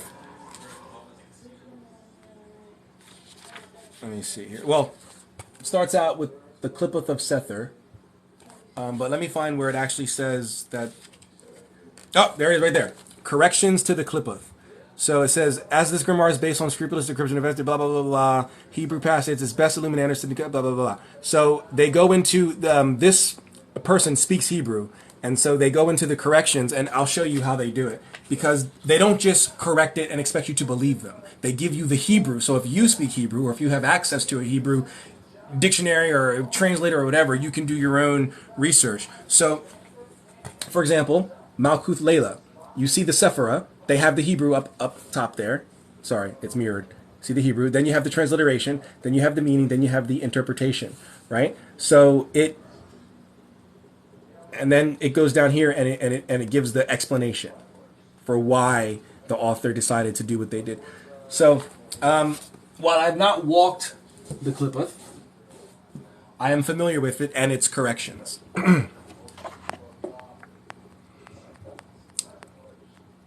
Also, not so many dark magic background and themes. What do you mean by that? Strega disagrees with your comment regarding Wicca. That it's level 1? Well, that's okay. I mean, that's just my opinion. And I openly admitted that I probably feel that way because it's been so commercialized. So that's okay if they disagree. Maybe you think I'm like a new ager and I'm going to block you and mute you now because you disagree. No, you're free to disagree. That's perfectly fine. I openly said that was my opinion and that I probably feel that way because it's been so commercialized. So that's fine. That's Strega, which is, for those who don't know, Strega is Italian witchcraft, not the Raven Grimassi form. Most Stregas will say to stay away from Raven Grimassi and his nonsense. Not that everything he wrote was nonsense, but I guess what he wrote for Strega was nonsense. But it's an Italian form of folk magic witchcraft. What about Santeria, Lucami? What about them? I don't practice them. I know about them, but I don't practice them. Did you make those layman's yourself? These right here? No, these are from Etsy. I got these off of a practitioner in Etsy. I don't know if you guys have seen my circle, my 12-foot circle, but art is not my strong side. Art is not me. Well, at least visual arts. I'm a good writer and I'm a good director, but painting, sculpting, wood burning, drawing, no, not good. If you see my 12-foot circle that I used to use before I started using my table to practice, you'll know why. I can't make any of my tools because it would come out absolutely atrocious. So the only thing I've ever made was my 12-foot circle. It's atrocious. Like the lines are not straight. It's crooked lines. Letters aren't, what's the word? Aligned together. There's some, all adjacent, and it's not good. So. Strega is Wicca combined with ceremonial magic. I don't know if that's valid. Strega is an Italian form of witchcraft.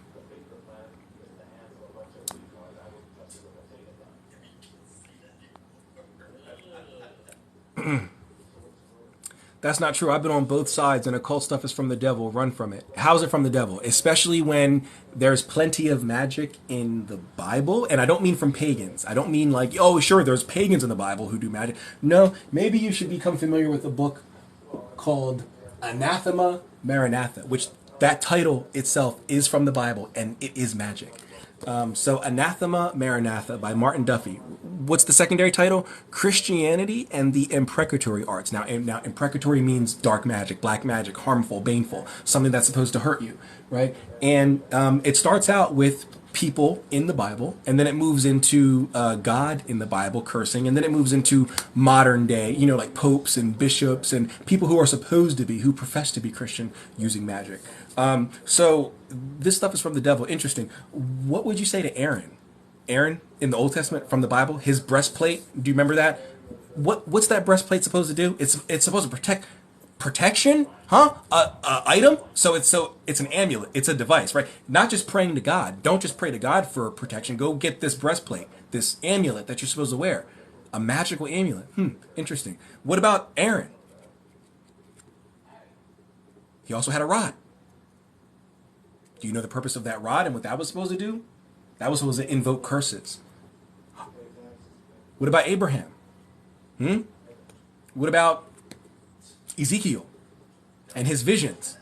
His visions sparked the whole Hikkalot. Do you know the Hikkalot? Probably not, because you're probably a modern day Protestant version of Christianity, some 1611 King James version, so you don't know your history, but that's okay. Hikkalot, the visions of Ezekiel. Ezekiel from the Old Testament, he had the chariot visions, the wheels. Yeah, Ezekiel, he had those visions. That's magic, right? What about Enoch and the Metatron tradition? Maybe you should read a book called, funnily enough, Enoch and the Metatron tradition. He was turned into an angel.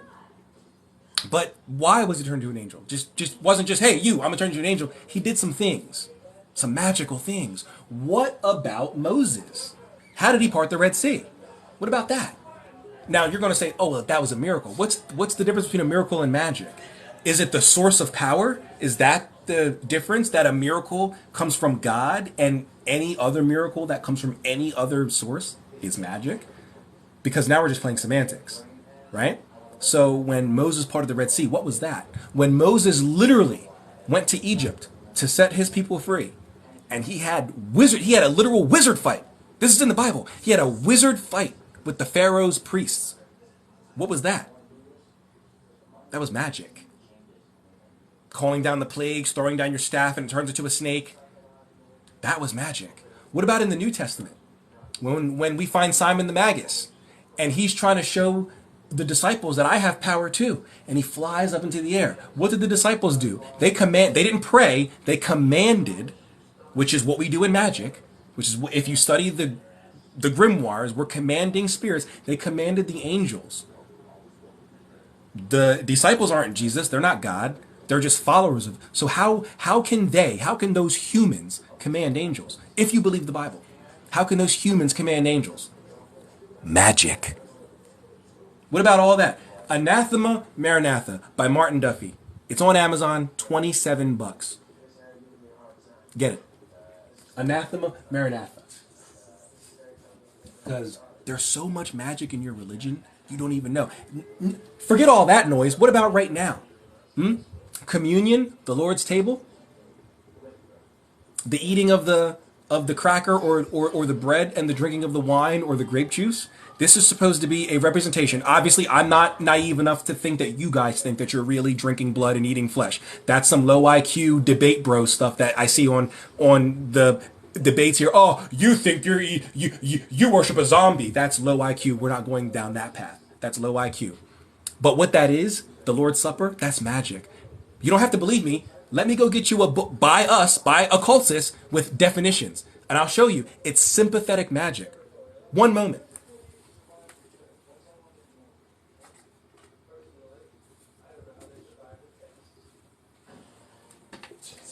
This is The Grimoire for the Green Witch by Anne Mora. Okay? We're going to go to the definitions. And I'm going to show you sympathetic magic. S. Okay. Right there. Sympathetic magic. This is that spell method of green witchcraft in which the spell casting material is seen as the actual object of the spell. Is your wine or your grape juice, is that actually blood? No, it represents the blood. Is your cracker or your bread actually the body of Christ? No, it represents the body. What does that top line say? Sorry, excuse me. This is that. Sympathetic magic. So, all this stuff is from the devil? We must be worshiping the same God then, because you're doing it too.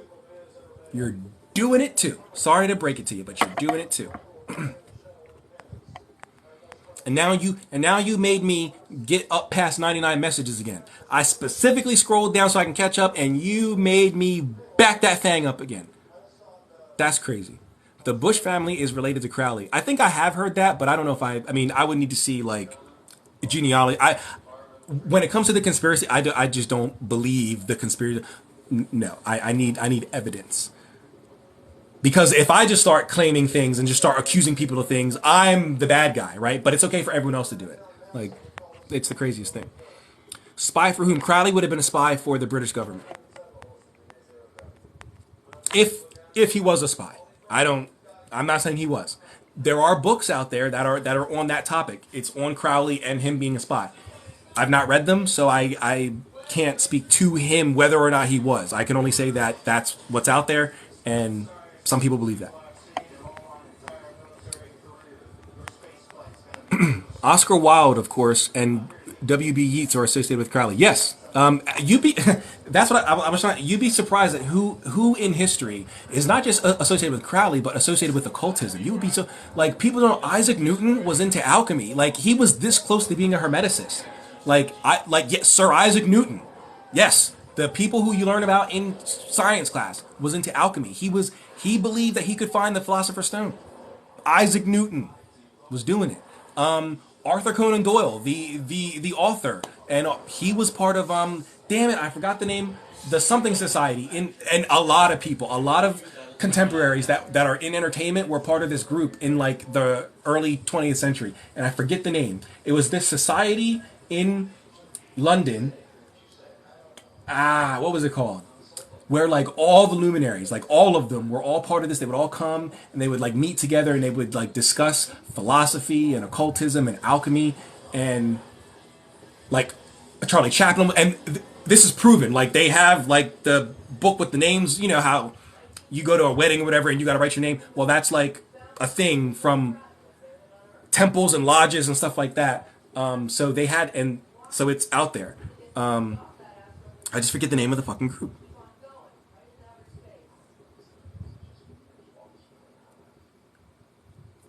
I don't know. I'll remember it. Or someone in the chat will tell me. And let me scroll down because now that I'm back over 100 messages. Let me come down a bit. God is definitely magic, but more than but more than a wizard. I would hope God is more than a wizard. No one uses the term wizard, but human practitioners, we have to do magic. God should just be able just to, So I would hope that God is more than a wizard. Jesus practiced necromancy. Raising people from the dead is magic. Yes, it's a form of necromancy. Anyway, what magic do you recommend people of color do? No dark arts, please. You don't have to do any dark arts or anything like that. You can certainly look into the ATRs and the ADRs. That's the African diaspora religions and the African traditional religions. So things like things like Ifa, Yoruba. I don't know so much about Ifa, but Yoruba. You got the Handbook of Yoruba Religious Concepts. And then earlier I showed, I'm reading through Mojo Working, which you can see on the side there, the old African American hoodoo system. So you want to look into the ATRs and the ADRs. So things like Ifa, Yoruba. Someone earlier mentioned Lukomi, Santeria, Kimbanda, Umbanda, 21 Division, Obea, all those different, types of African-based systems.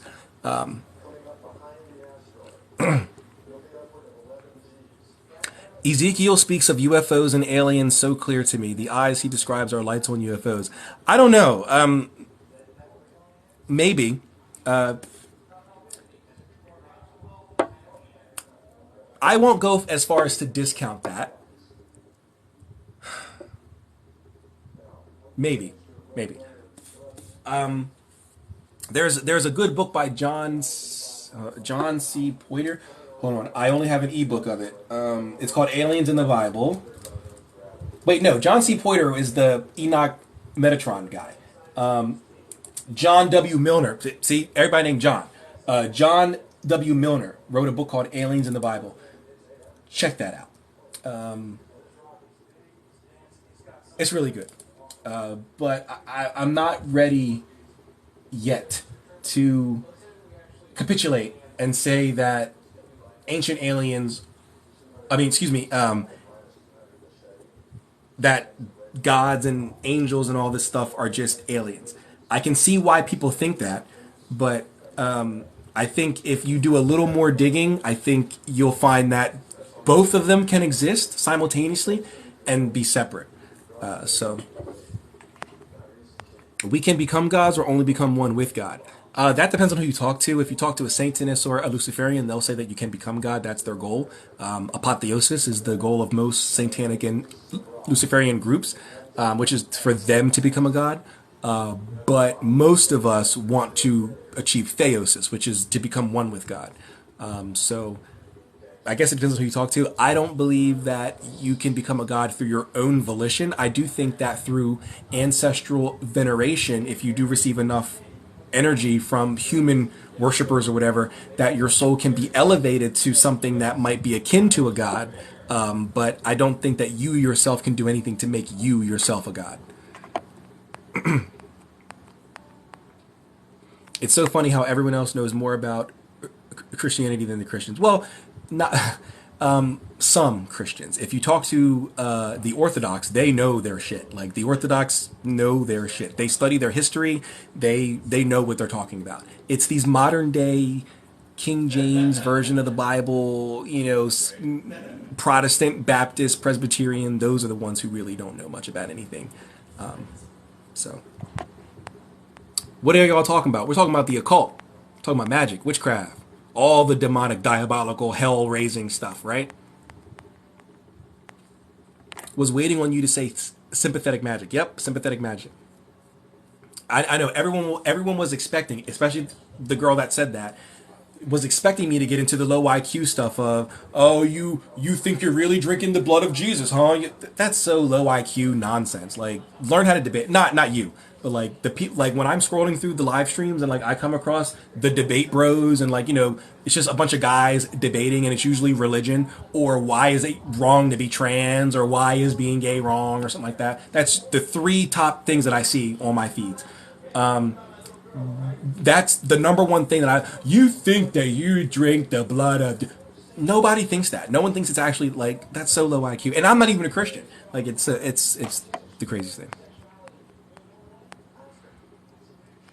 Grew up Catholic. We're basically taught the fear of magic. Know it exists, but don't use it. But why? Why not though? Especially of all the examples that I just gave in the Bible, where magic is being used by people who claim to be from God, not. I mean, other than the Simon the Magus story, but then again, the disciples commanded angels to drop it. So, do you practice black magic? Get it, black magic. Oh. He made a race joke.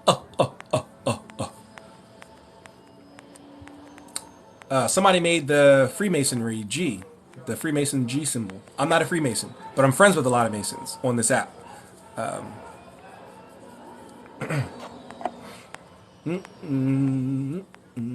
You're on fire today. I'm so glad I caught this live. Thank you so much. Respect across the aisle. Well, thank you very much. Wow, 7,000 likes. Thank you guys. Sheesh. 7G likes. My goodness, you guys are great. Is the devil and God the same person? No. Use magic to grow some hair. I tried and I failed. It grew. It didn't grow up here, but it grew down there. Wink, wink. Ah. Is that what you were looking for? Come on, you gotta troll better, guys. Troll better. I can teach you if you want to troll. Like, I host trolling live streams on Twitch. So, like, if you want to learn how to troll for 3 easy payments of $9.99, I can show you. You just gotta join the Twitch live stream and pay me 3 easy payments of $9.99. I can show you. Is the devil in God? You already asked that. No.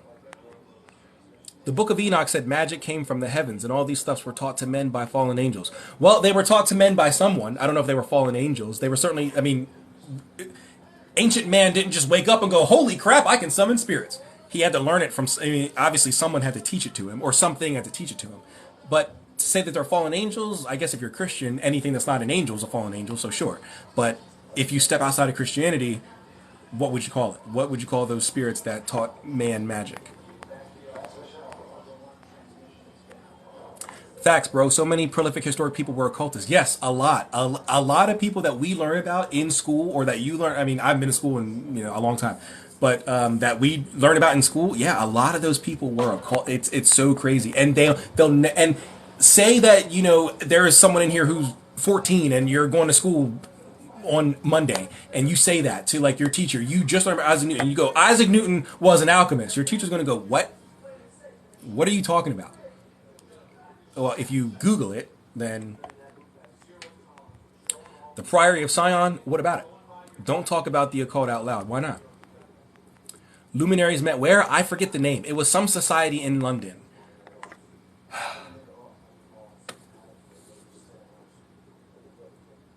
I don't remember.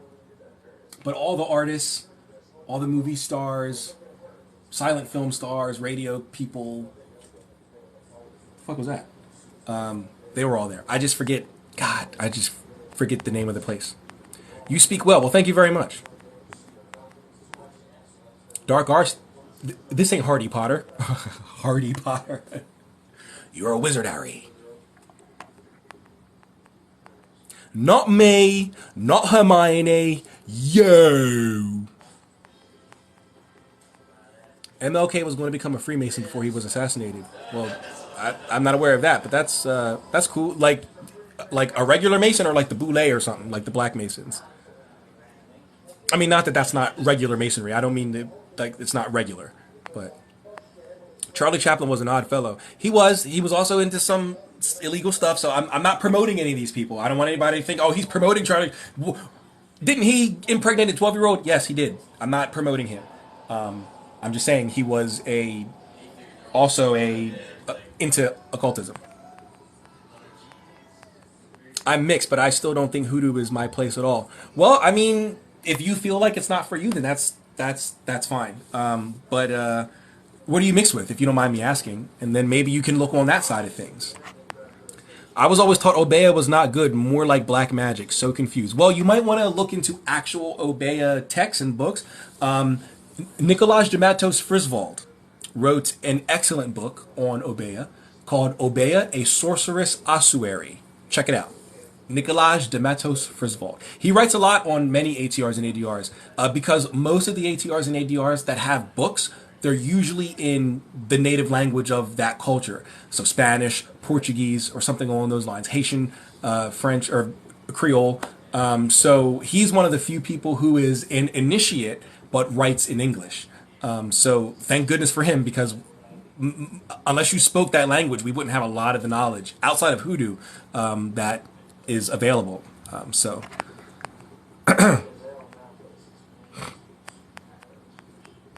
I always felt that aliens and angels were one and the same. I don't know. I don't know. I don't. But that's fine if you do. Aliens in the Bible by who? By John W. Hold on, let me open it. By John W. Miller. Here, let me just show you. Flip camera. Of course, hold on. I gotta flip it back, and then I gotta take off the mirror, and then flip it back. Jesus Christ. There we go. Aliens in the Bible, and then you see the author, John W. Miller. And there's a table of contents. Can I zoom in here? I don't know. Oh, yeah, down here. Sorry, I can't see. There you go. That's chapter 4. So chapter 1, my encounter. Chapter 2, my perspective. Chapter 3, my calling. And then chapter 4 starts the actual good stuff. So the angels, son of God, and their offspring, the Nephilim, the hosts of heaven, the stars and creatures. This is important. I don't think a lot of people, I mean, just that one word, creatures, I don't think people understand the difference between a created creature and an emanation. But anyway, the mythical beings, the beasts and the monsters, the non physical entities, pseudo entities. And I'm so glad he got into this stuff. I'm so glad he got into the pseudo entities. Oh my God. The heavenly realms, the realms of hell, astral projection in the Bible, PSI in the Bible, reincarnation in the Bible, evolution in the Bible, and the last word, the grand conclusion. Really good, really good, really good. Check it out. Aliens in the Bible by John W. Miller. Miller.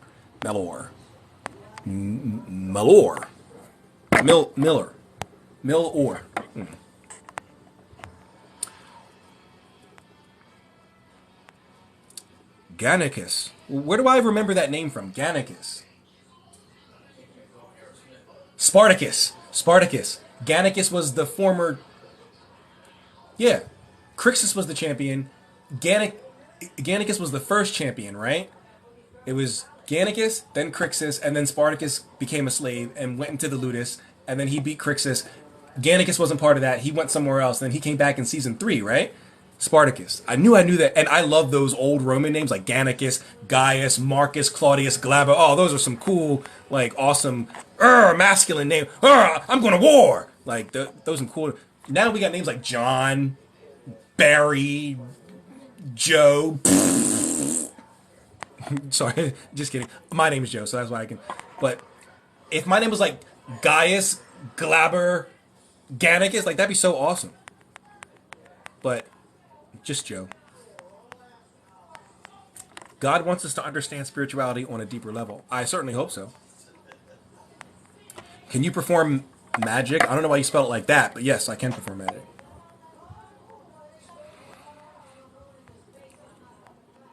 How do you apply magic?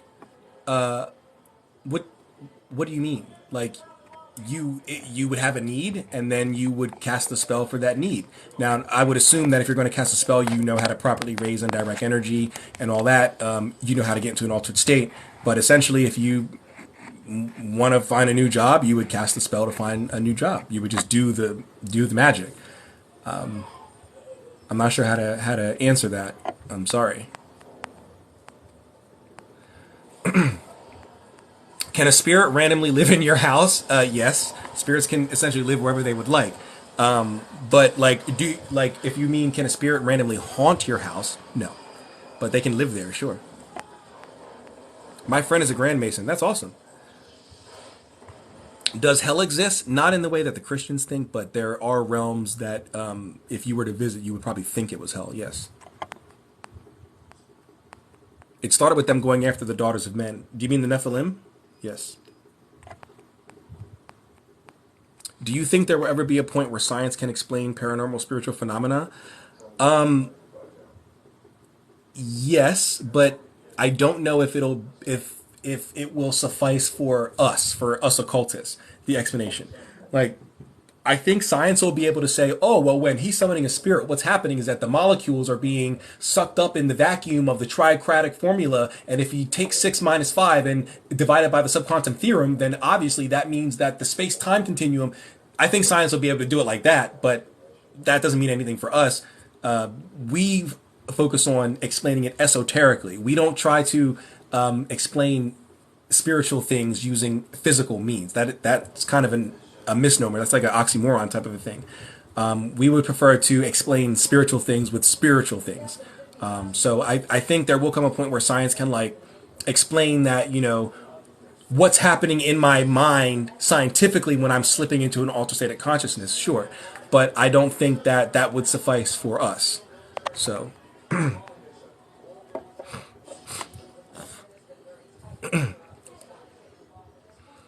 so no hair, you wash your own toilet. Huh? What is that?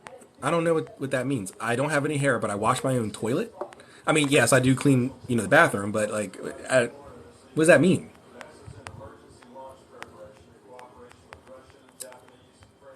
I mean, if women were sleeping with angels, I wonder if they learned it from pillow talk. Probably.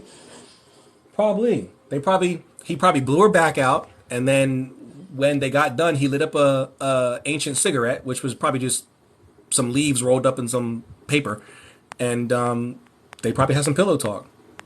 She was like, so tell me what's heaven really like? And then he was like, bitch, shut up. I just want to tell you about the spirits. That's probably what happened. Isaac Newton was an obsessive alchemist. Yeah, but you can't say that to the science people because then they'll be like, how dare you? So the Golden Dawn was no, not the Golden Dawn. It was it had some weird name. It was like called the Something Society. And don't say the Theosophical. It wasn't anything fake like that. God.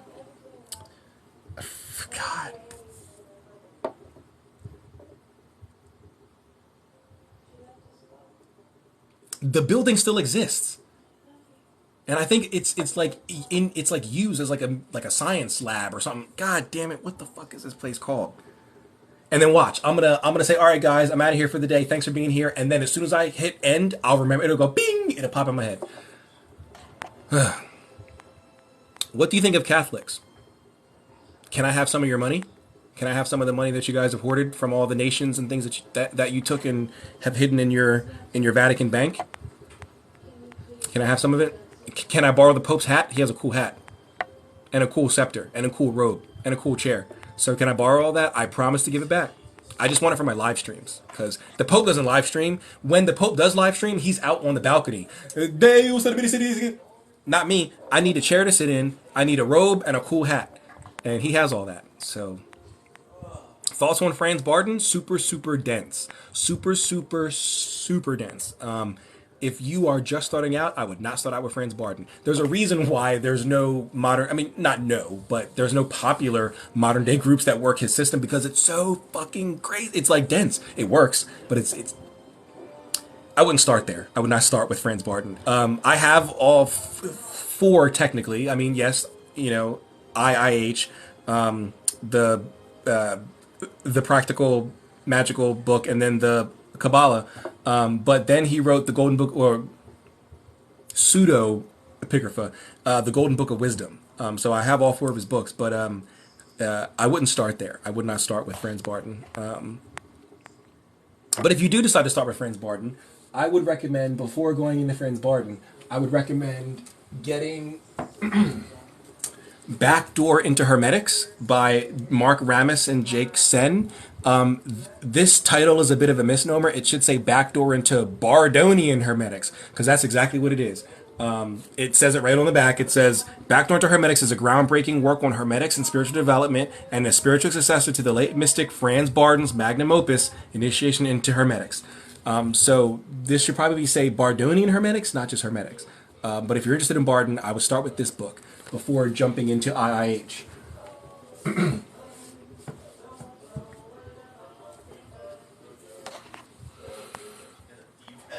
Oh my god, I can never watch his movies again now. Who? Oh, Charlie Chaplin? Yeah. I don't want to ruin it for you, but there's a lot of people right now in Hollywood that are doing that. You know what? I don't want to get sniped through the window from a sniper from the government, so we're just going to not talk about it. But yeah, the Me Too movement, if you thought it was just adult women, no. No. No. Look into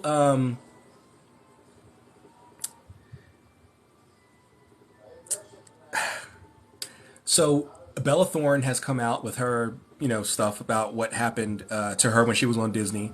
Jeanette McCurdy came out and talked about what happened to her on Nickelodeon sets. Ariana Grande has talked about what happened to her on Nickelodeon sets. Jamie Lynn Spears talked about what happened to her on sets on Nickelodeon. There's this documentary that just came out on Hulu by, I mean, I don't know who it's by, but it's about, why can I not remember? She dated Michael Jackson in the 80s. She was in Lolita. That should tell you all about it. She played in the movie Lolita when she was 12. That should tell you. Why can't I think of her name? Why can't I think of her name?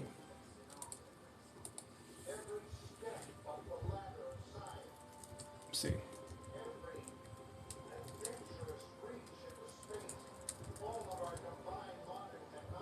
Brooke Shields. Jesus Christ, Brooke Shields. Brooke Shields talks about in the documentary and also in interviews ever since that movie came out, where she was a young girl and she had a relationship with an older with a grown man and it was very sexually charged. Talked about her experiences on various different sets. Yeah, it's there's something going on in Hollywood, and yeah, it's not just the men from the golden age of Hollywood. It's a lot. Not everybody, but it's a lot. A lot of them are like that. And even the ones who aren't like that, they see it and they're quiet because they want to keep their jobs. They want to keep making $10 million per. Well, that's on the mid end. The high end, 20, $25 million per film. They still want to do that, right? So, yeah. But anyway, let's not talk about that. I don't want to. I'd like to keep breathing. I'd like to keep living. Let me scroll up a little bit here. I'm almost at 99 again. I'm at like 97. So let me scroll back down here. So let's go back down to 30. I love that you just called a theosophy fake. I mean, it's a. I don't want to offend any theosophists, but it's a hodgepodge of whatever Blavatsky liked from the East. That's really all it is. She just, oh, this is from Hinduism, I like this. This is from Buddhism, I like this. This is from Tao, I like this. Throw it in a pot. Here you go. Here's a religion, guys. And everyone's like, oh, okay, thanks. It's like, no, where'd you get this? Like, can you tell me where all these ingredients came from and why you put them in this stew? Like, can you talk to me about this meal, please? Oh, you're low vibrational. Ah, you're a bigot. What do you think of Alice Bailey? Same thing I think of Blavatsky. People praise Tesla and Einstein for no reason. Well, I think people try to with the whole Tesla, they try to like attribute if you understand the secrets of 3, 6, and 9, and it's like, okay.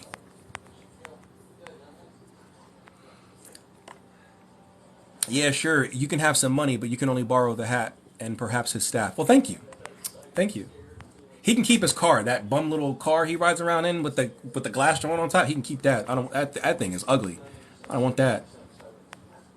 Ooh, can I have I know the papal states don't exist anymore, but can I have like a papal apartment? Can I have a papal apartment and access to the library and the bank as well? Just give me a debit card. I don't need to go into the bank. Just give me like a debit card, and that'd be fine. In nominis Patris Filii Spiritus Sancti. Amen. In nominis Patris Spiritus Sancti. Amen.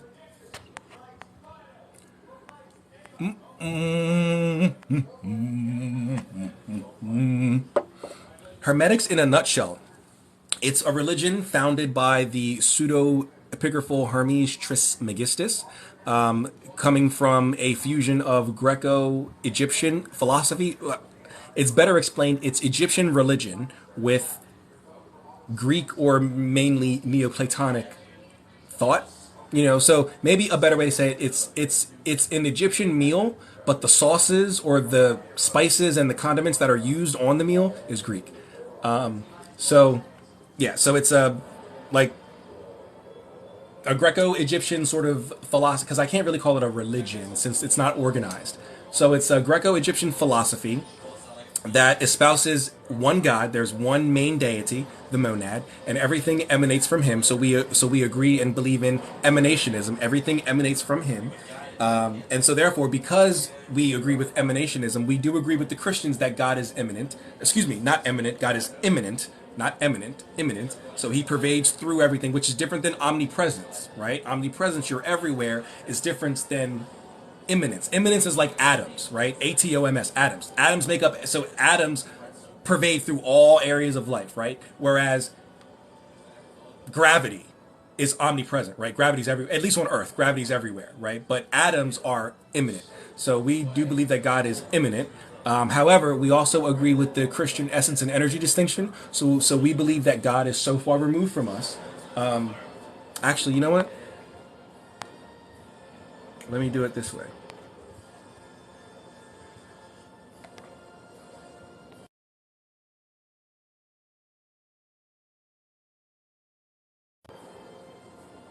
is can you go? Okay, so this is the best way to probably explain Hermetic cosmology.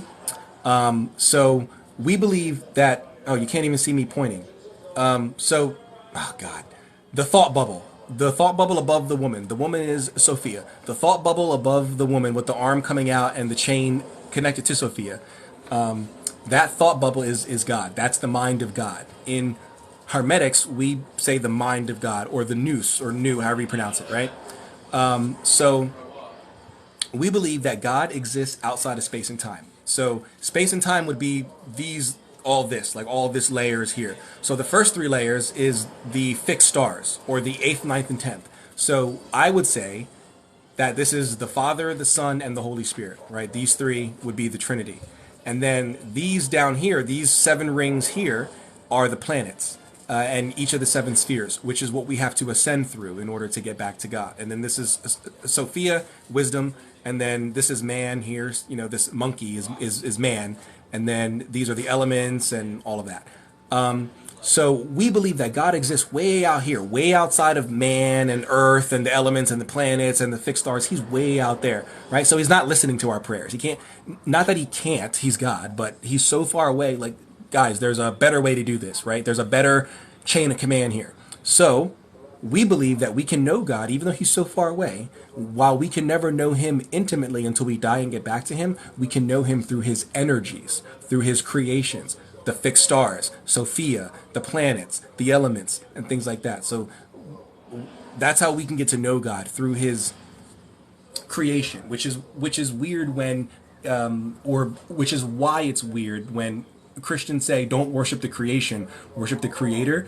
You're worshiping the creator by worshiping the creation. Now, of course, I'm not naive to think to actually go worship a tree. Like, don't bow down and, oh, holy tree, holy tree. But to give honor and respect to the tree is to give honor and respect to the thing that created it, right? So we sort of agree with that whole sort of essence energy distinction, of of God. We do not agree with the filioque. So we do not believe that the Son, who was the center ring. So if I recall correctly, the filioque is, does the Son proceed from the Father?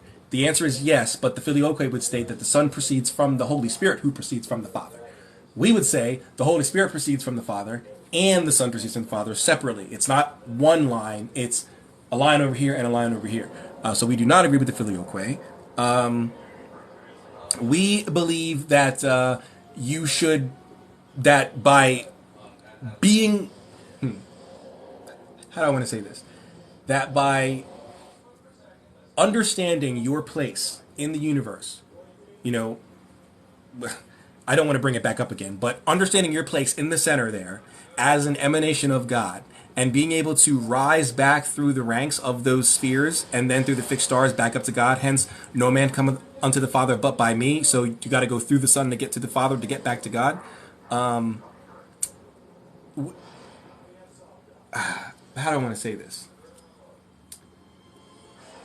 I don't want to necessarily say it's necessary to practice magic, but you need to have some sort of esoteric understanding in order to be able to ascend through the spheres and to find your way back to God. It's not just going to randomly happen.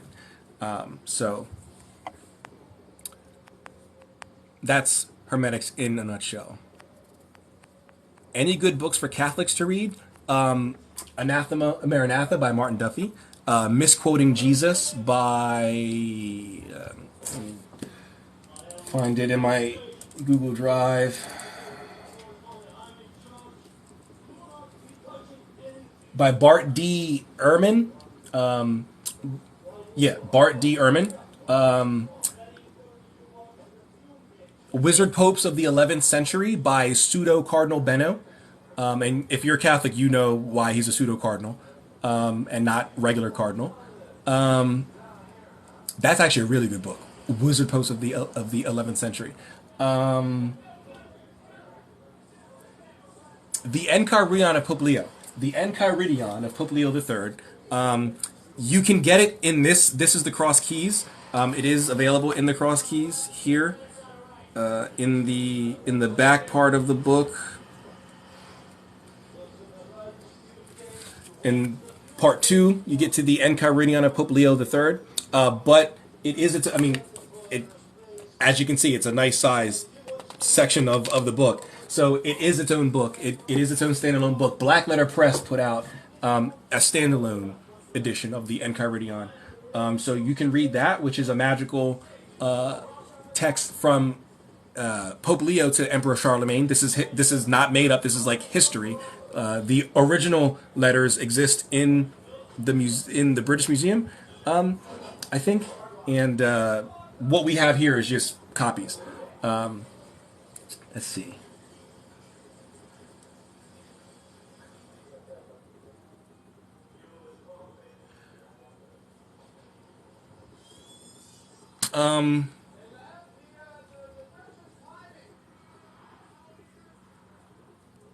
I had another book right on top of my head.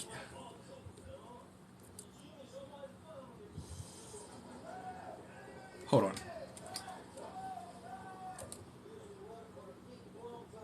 Let me look in my Christian occultism section of my Google Drive. The Way to Christ. That's what it was. The Way to Christ by Jacob Boehme. If you're familiar with Boehmism, I would suggest Jacob Boehme and his writings. He was a German philosopher from the perspective of Christianity, but not modern day Protestant Christianity. Chaplin and Churchill were oddfellows. It wasn't the Oddfellow. I don't know. It was something that had society in it. It was, I don't know.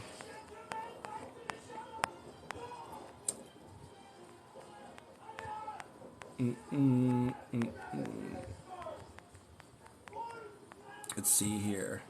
The All, yes, the All. Sophia, been curious on this. Sophia's wisdom. It's just Greek. It's just Greek for wisdom. She was the first thought that God had. So when God realized that, well, not realized, he always knew it, but when God's, decided he no longer wanted to be alone, he had a thought, and that first thought was Sophia. She came out, and then she created the archons, or the planets, but in Gnosticism they call them the archons, and they think that they're evil, but they're not. So she made the planets, and she set their spin into motion and all this other stuff. So, thoughts on alchemical ascension equating? I don't know anything about alchemy. I do not practice alchemy. I would not be able to answer that question. I'm sorry.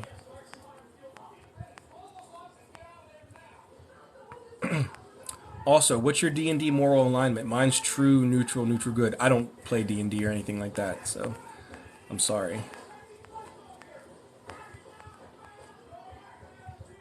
Please share your Google Drive books. There's a lot. There's hundreds of them.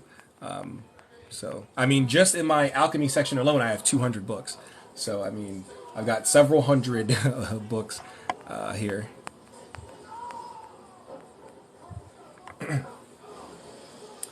Can Sophia not be energy as well as knowledge? Well, she's wisdom, so I guess she could be knowledge, sure. But I don't know what you mean by can she be energy. Like, her name doesn't mean energy or anything like that. I mean, she is an energy. Yes, she's a consciousness. She is an energy, but her name does not mean energy. No. Repent equals repetitive swear word. Romanian word for soul is souffle or soufflet. I don't speak Romanian. Well, vorbești numai puțin românește? See? I know a little Romanian, but I don't know the word soul. Was that soufflet?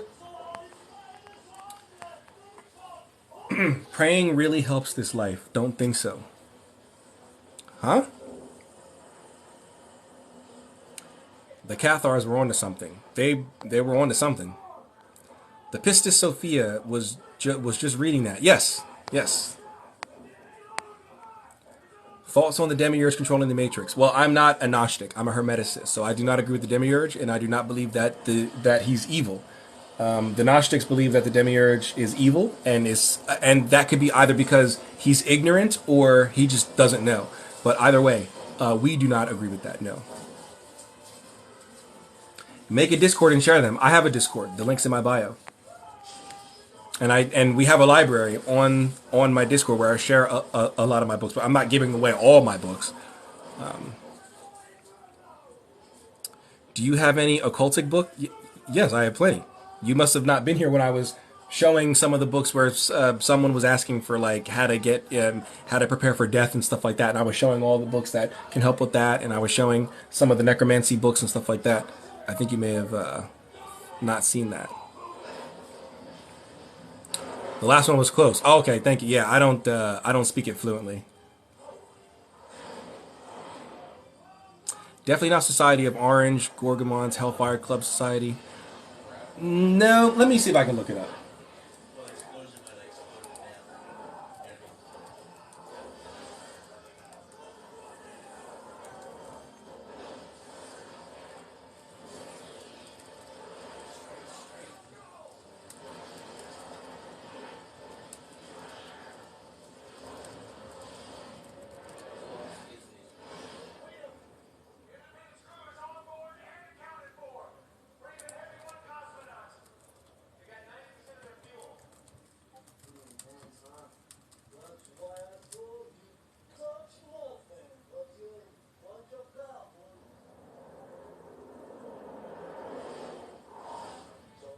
Can't just be hanging on like no, I'm strapped in. It's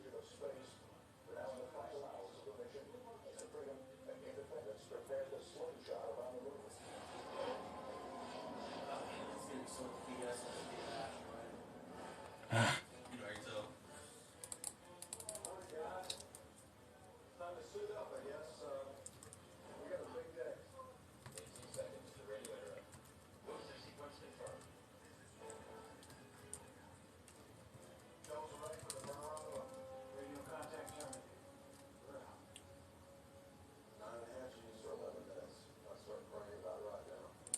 G straight for limited straight. That wasn't it. Knock me out.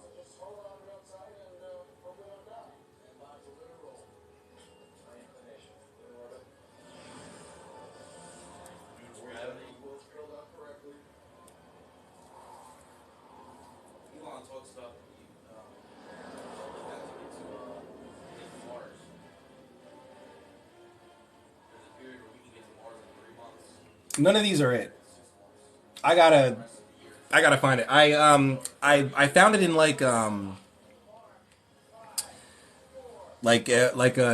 a New York Times or something article about some of the people in like the 20th century who were interested in like spirituality and occultism, and it mentioned this building that they would all go to, and it still exists to this day with the glass dome ceiling and the spiral staircase up to the library, and they would they would like Charlie Chaplin, Sir Arthur Conan, they'd all come to meet there, and they would like just talk and drink and smoke and like have conversations on occultism and stuff like that.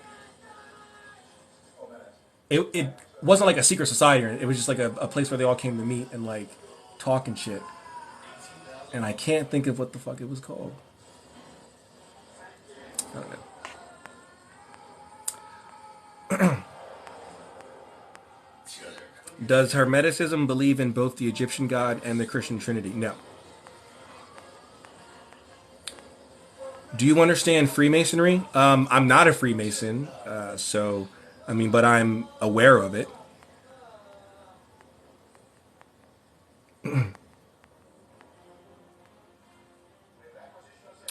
How many of your books have you read? All the physical books that I've read, with the exception of the brand new ones that I just got like in the last 2 weeks. So these three, I haven't fully read through all three of these just yet.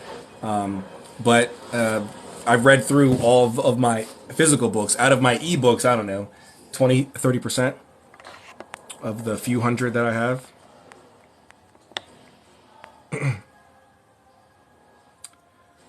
Some Freemasons sound misleading to me, but maybe they don't fully grasp. I don't know. Please show me one book. Well, I just showed three. I mean, like macro, micro part as above, so below. Like you don't think that Freemasons understand as above, so below? Why not? When do you get on Discord? I'm on Discord all the time. It's my Discord. I don't get the people who make a Discord and they're never there. They like have other people do things. It's like, then why'd you make a Discord? Like, now I get it if you blow up and you've got millions of followers and now you're going all over the world doing speaking engagements and workshops and stuff. I get that if you don't have the time, but the average influencer, I guess, or whatever, that has a Discord, it's a shame that the creators aren't usually in them. It's usually just mods, but no, I'm in my Discord. I'm the one who's usually responding to all the questions.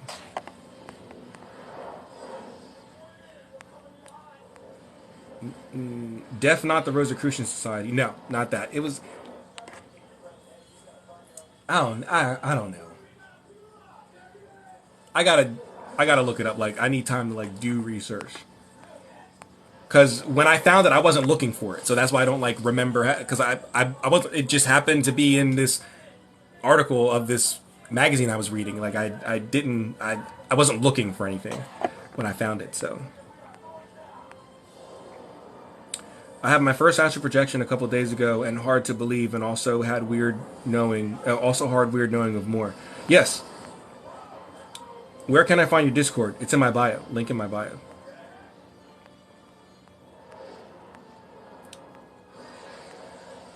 I'd love to know. Feel free to message me if you find it. Yeah, I will, because I. It's not the. It's not any of these. It's not the Society for Psychical Research.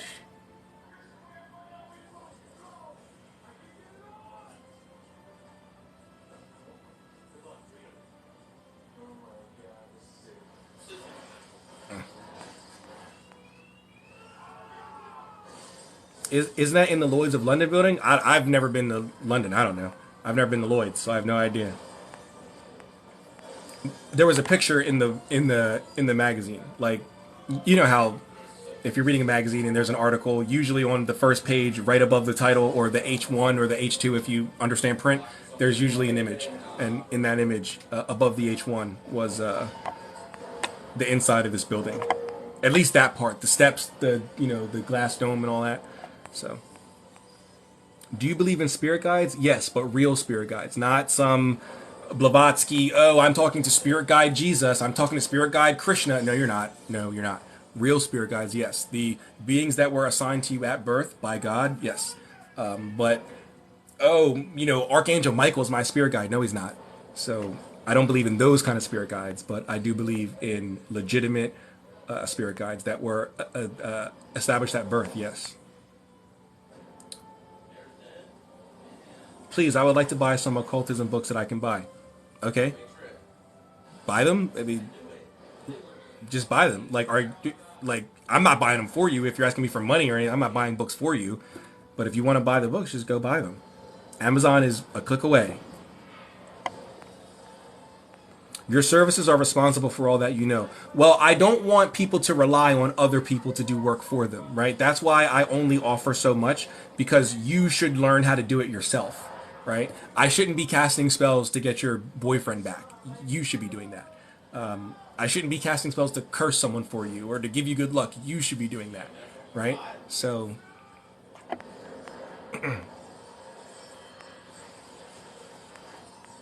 he woke about spirit and seemed not to understand. Who? Who are you talking about? Shall we talk about Manly P. Hall? What about him? What about him? The secret teachings are cool. I wish he would have waited a little longer in his practice before he wrote it. He wrote it when he was kind of young. But I guess Agrippa did the same thing. But Agrippa did update. He came back when he was in his 50s, because he wrote it because he wrote the three books in his 20s too, just like Manly P. Hall wrote the Secret Teachings of All Ages in his 20s. But the difference is that Manly P. Hall put it out in his 20s and left it, like just left it as is. There's no update. There's no, now that I'm 50, let me go back and see all the stuff that I wrote when I was 20 and probably didn't know much, and let me update it. He didn't do any of that. Whereas Agrippa did do that. Agrippa wrote the three books of occult philosophy when he was 20. It came out in 1510. And then in 1533 or something like that, he redid, like he updated, like he came back and was like, all right, let me fix all the corrections that I fucked up on, all this other stuff. So I wish Manly P. Hall would have done something like that, or at least waited a little longer. But what's your stance on manifestation? Watered down spell casting. It's just spells, but watered down, super, super, super watered down. It's the lazy man's way to doing witchcraft and magic. So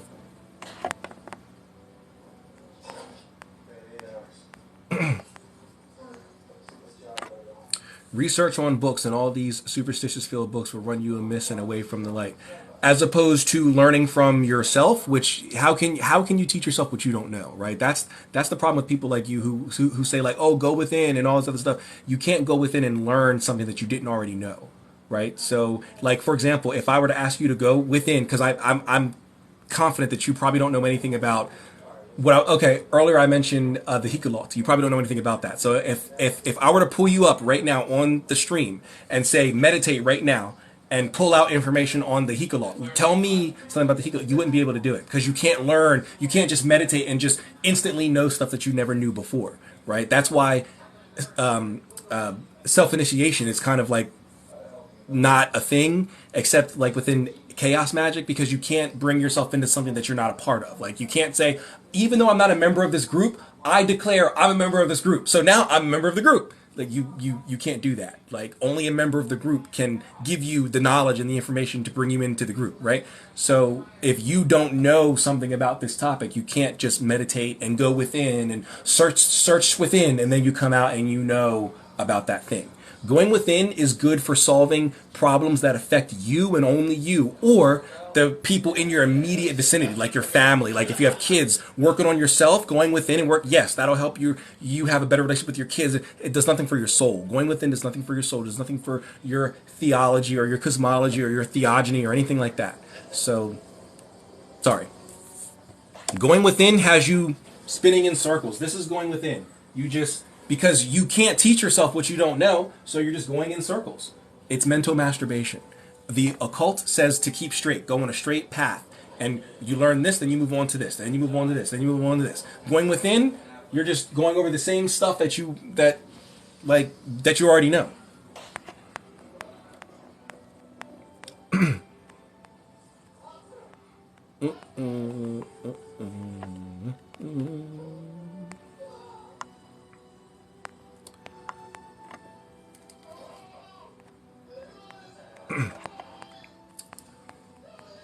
Ghosts have different timelines.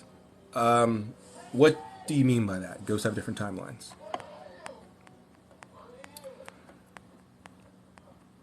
That's where I'm lost. I need help learning what spirit guides are real. Well, if it comes from the New Age, it's not. I can tell you that. Spirit guides are not going to be in the form of what the New Age. So the gods of other cultures, because this is what Blavatsky is going to try to teach you, that, oh, the Hindu gods are not gods, they're just spirit guides. And the gods of Japanese folk traditions, they're not gods, they're just spirit guides. That's shitting all over an entire culture that you didn't even study. Right? You just stole from them, Blavatsky. You just took what you liked and mixed it in a pot and called it whatever you wanted to. So spirit guides, 9 times out of 10, are not going to be gods from other religions or whatever. Most spirit guides are either going to be your ancestors or they're going to be angels, right? So like your holy guardian angel, your nativity angel, your presiding angel. Agrippa goes over this in book 2 of his 3 books of occult philosophy. So that would be the divine world, I believe, or is it the celestial world? It's book 2. So book 2 of the 3 books of occult philosophy, Agrippa goes over how to get in touch with your actual spirit guides. Or you can check out Frater Acker's Holy Daemon, which I have an ebook, but it is going through a reprint, and the pre-orders are going to be out within the next month or so. So I think I'm going to pre-order a physical copy of edition number 2. But you can get Frater Acker's Holy Daemon, or you can get Michael Chisitelli's Holy Guardian Angel. Here, the cover is kind of trash. I don't like this cover at all, but the Holy Guardian Angel by Michael Chisitelli from Nephilim Press. It's an anthology, so you get the perspective of different occultists who worked with their angels and worked with their spirit guides rather than just one guy. So you get Darren Scriven, Jason Miller, Scott Michael Stenwick, Rufus Opus, Aaron Leach, Frater Ashen Shasan, Derek Richards, Kevin Oblet, ConjureMan Ali, and Michael Chittatelli. The only people that I can say that I've respect the work on is Miller, Opus, Leach, Shasan, Ali, and Chittatelli. I'm not familiar with Scriven that much. I'm not familiar with Stenwick at all. I'm not familiar with Richards at all, and I'm not familiar with Ablet at all. But the rest of these people, I own books by them or am intimately familiar with their work. So that's what you want to study if you want to get into knowing who your real spirit guides are. What about Michael the Angel? What about him? Thoughts on demon spirit guides? So Agrippa in his second book does go over malefic stars and how there are beings that rule over that. So if there's a being that governs the star that you were under when you were born, then there would be a spirit that governs the baleful aspect of that star as well. So there is that, but if you mean like someone told you that Satan was your spirit guide, or someone told you that Bune or Simiges or Shax or some other Goetic demon is your spirit guide, that's absolute crap. But now, can angels like Michael or can a demon guide you? Like if you summon a demon, can it give you guidance? Yes, but that doesn't mean it's your spirit guide. So again, we got to make sure that we're talking proper, nuance and semantics do matter. Technically, if you're getting advice from a spirit, they're guiding you, yes, but they are not your spirit guide. So thanks for being open with what you know. Of course, that's why I created this account. That's why I opened my website, my YouTube, to get this, to get legitimate information out there, and to get away from this new age, open your heart space and just unicorns and fairies and all that bullshit. Mainly P. Hall's Teachings of All Ages is a great book. It is a great book. We spoke about it a few minutes ago. Boop,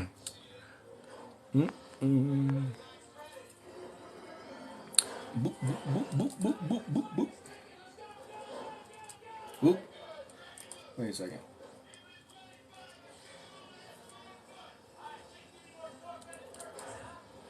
Bop, bop, bibbity bop. Bop, bop, bop, bop, bop. I'm coming through.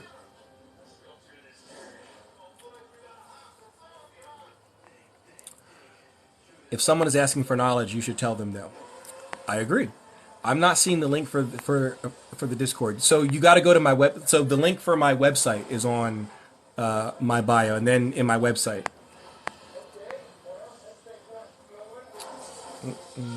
Isn't cursing people dumb when you think of the rule of three? No.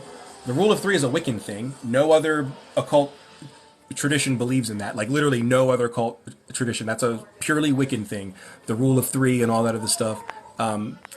Most of us believe that was a control thing. So you wouldn't have a bunch of witches just going around cursing each other. But yeah, there is no rule of three. If the rule of three was real, why are certain people in power in power? How'd they get there? Right? Didn't they have to do evil, bad things to get there? So then when do they get their karma? Right? Why do I get my karma right now? Me, the little plebeian, I cast a curse, I get my karma instantly. But the dictator of whatever country can murder millions of people, genocide entire, whatever, cause all kinds of famines. Nothing happens to him. He doesn't get his rule of three karma, right? So no, there is no rule of three. That was a control mechanism or something like that. There's no rule of three.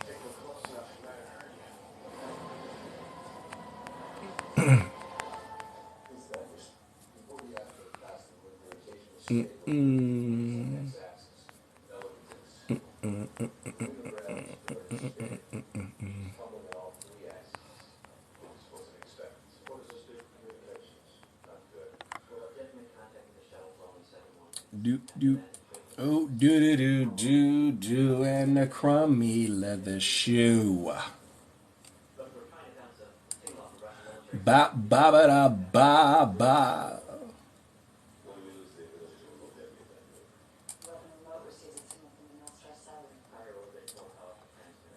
Boo do do do do do do do do do do do.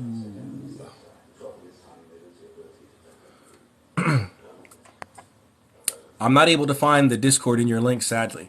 If you click on the website that's in the link that's in my website, it should take you to my stand. If you click on the clickable link in my website, because there's two links in my bio, the one for my regular website and the one for my stand. If you click on the clickable one, that takes you to stand. At the top of the stand site, it shows you all my social medias.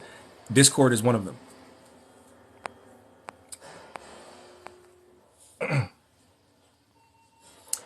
It's a questioning within that leads to more knowing. If you, sure, we can do it right now. If somebody wants to come up live right now, I'll ask you a question. I'm 100% sure you don't know, and I'll give you all the time in the world to meditate. I'll sit here. I'll leave it live. I'll go do other things. I'll let you meditate, and so that way I can prove that you're not googling things. You got to come up here, and I'll give you a topic, and I'll have you meditate, and then when you're done with the meditation, let's see if you know about that topic. I'm fully willing to do that right now, live. You can't teach yourself something you don't know. Like that's not how it works. That's not how it works. Like so, but if you're confident, we can please request to come up, and I'll let you come up, and I'll let you meditate, get into your little alter state of consciousness, and we'll go. 10K, 10K, what? Oh, 10K likes. Woo! Nice. Can you self-initiate after reading books? No, no, no. Outside of like chaosophy, things that are made up. No, there is no. Now, I'm not saying that you are required to be part of a group if you're trying to practice magic. There's plenty of groupless practices that you can learn. But initiation requires someone to bring you in. You need to be initiated. You can't say like, okay, so let's as above, so below it. Let's really do as above. Let's take it out of the heavens. Let's take it out of the esoteric and bring it down to the mundane, right? So let's take it. So let's remove spirituality. Let's do jobs, right? We're going to do the exact same thing. It's just outside. It's just not going to be spirituality. It's going to be a job. Now, with a job, no, you don't go through an actual initiation. But the job application and the job interviews can be seen as a form of initiation because you can't go and say that you're part of that company until you go through that, right? You can't just walk into a building and go, I work here now. You got to apply. Then you got to go through the interview. And then however many rounds of that there is, 2, 3, 4, 5, whatever, meet the manager, then the regional manager, then the vice president, then whatever, and then the background check. That can be seen as a modern day form of initiation, right? So you can't just walk into Comcast. You can't go to Philly to the Comcast headquarters, just walk in a building and go, all right, I work here. I need access to all the records right now.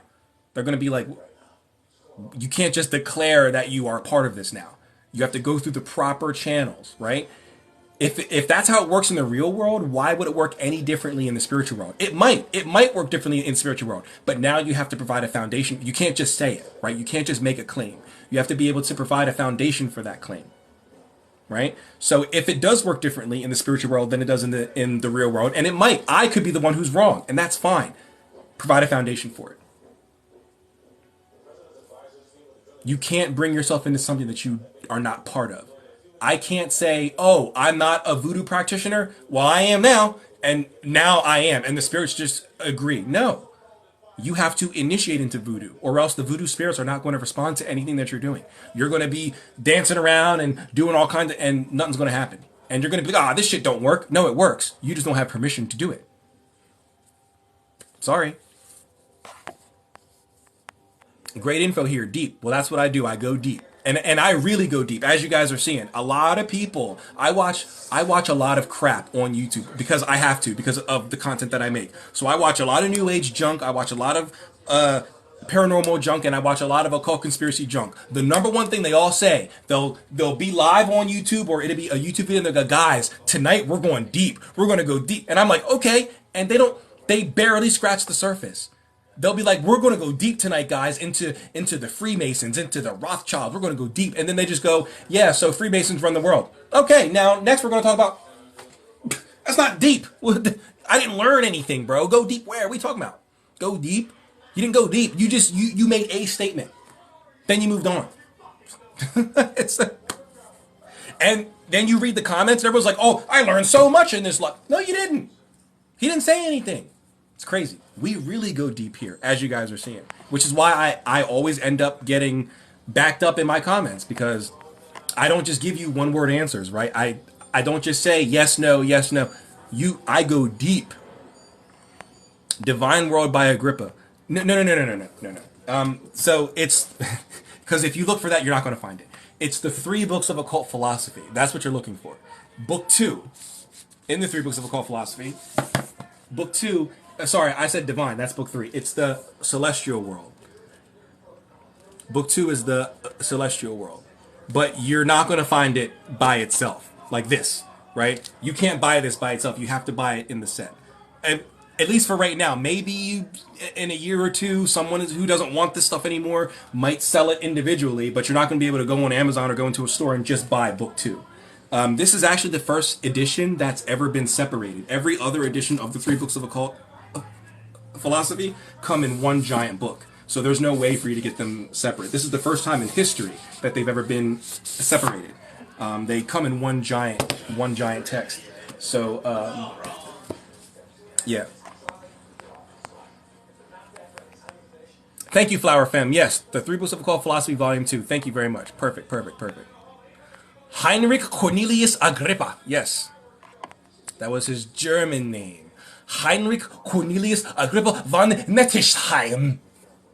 Sorry. Anytime I think of Germans, I think of them just because their language sounds, because it's so it's so in the throat. It sounds like they're angry. They could be saying, "Hi, good morning. Can I have a glass of milk?" But the way that they say it's like they're mad. It's like, bro, you can have some milk, but don't spit on me. You like calm down. So sorry, I had to read it like that. But that's how when I think of German speaking, that's how I think of them speaking. It's so prejudiced and it's terrible. Anyone knows about the Archangel Sachiel? I have heard of Sachiel. I don't think I've ever worked with Sachiel. I don't think.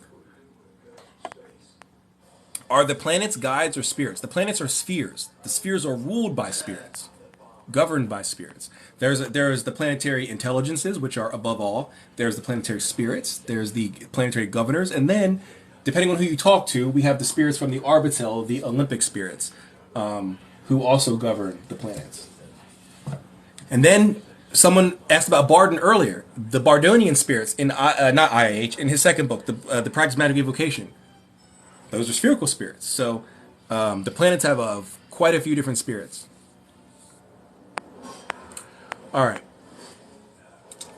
I was going to get off at 3, but we have quite a few questions left here, so I'll go till 3:30. Another 20 minutes. That'll give me what, 2 hours? 3. No, yeah, I got on a little after 12. So yeah, almost 3 hours. We're actually no, yeah, 3 hours. 3 hours are going on here. This is crazy. This is one of the longest live streams. Normally I stop after an hour and a half, almost 2 hours.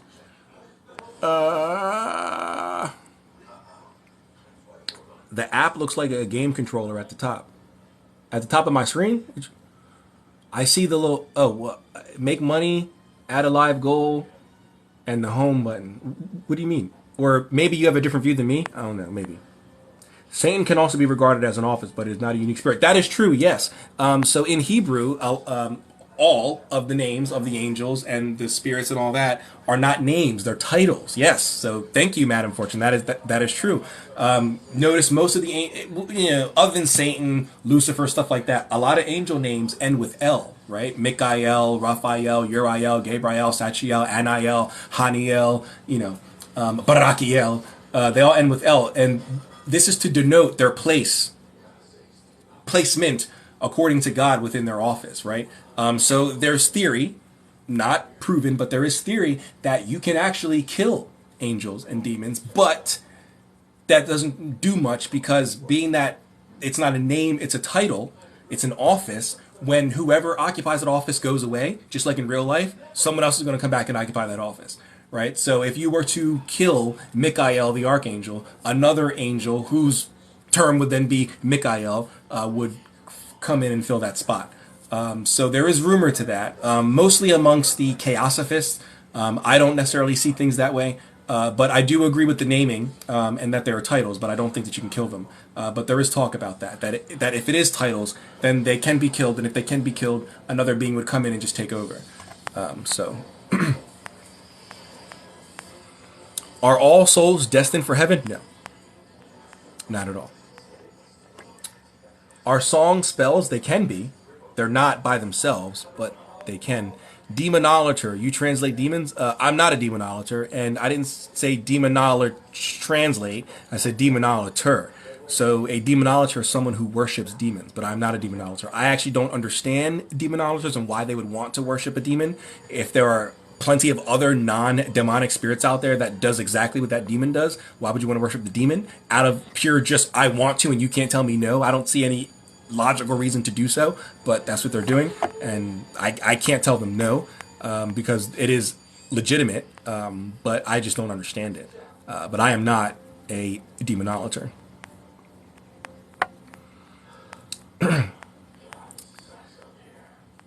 Is music a spell? No, but it can be. Frequencies can be used in a magic. I'm the opposite of the host in magic. I work with demons in a different way. Well, that's awesome. For me, there is no clickable link. In my bio. Hold on. Hold on, because there should be a clickable link. TikTok.com. Yeah, it's there. Let me do the camera flip. The Mystical Rebel. That's the clickable link. There's the regular link, and then there's the clickable one. Click it. It opens up my stand.me, and as I was saying, at the top, it shows my socials, and there's Discord right there. So I'm not sure what everyone's saying. It's, you go to my profile, there's my website here, my actual website, and then there's the clickable link. You click the clickable link, it opens up my Stan account, and then you click here, blah, blah, blah, TikTok, Twitch, Discord, email, YouTube. Click on the Discord. And now I already have my Discord open, so if I, which is down here on my laptop. But if you click it, it'll take you to my Discord. But I already have it launched, so therefore it says, so I didn't want to go through that, but you know, so I don't understand. Like, are you guys just not looking? Like, are you just like, oh, I'm on a site, I don't see it. Like, look, you gotta look. It's right there. Not the one highlighted. That's my regular website. The clickable one. Clickable.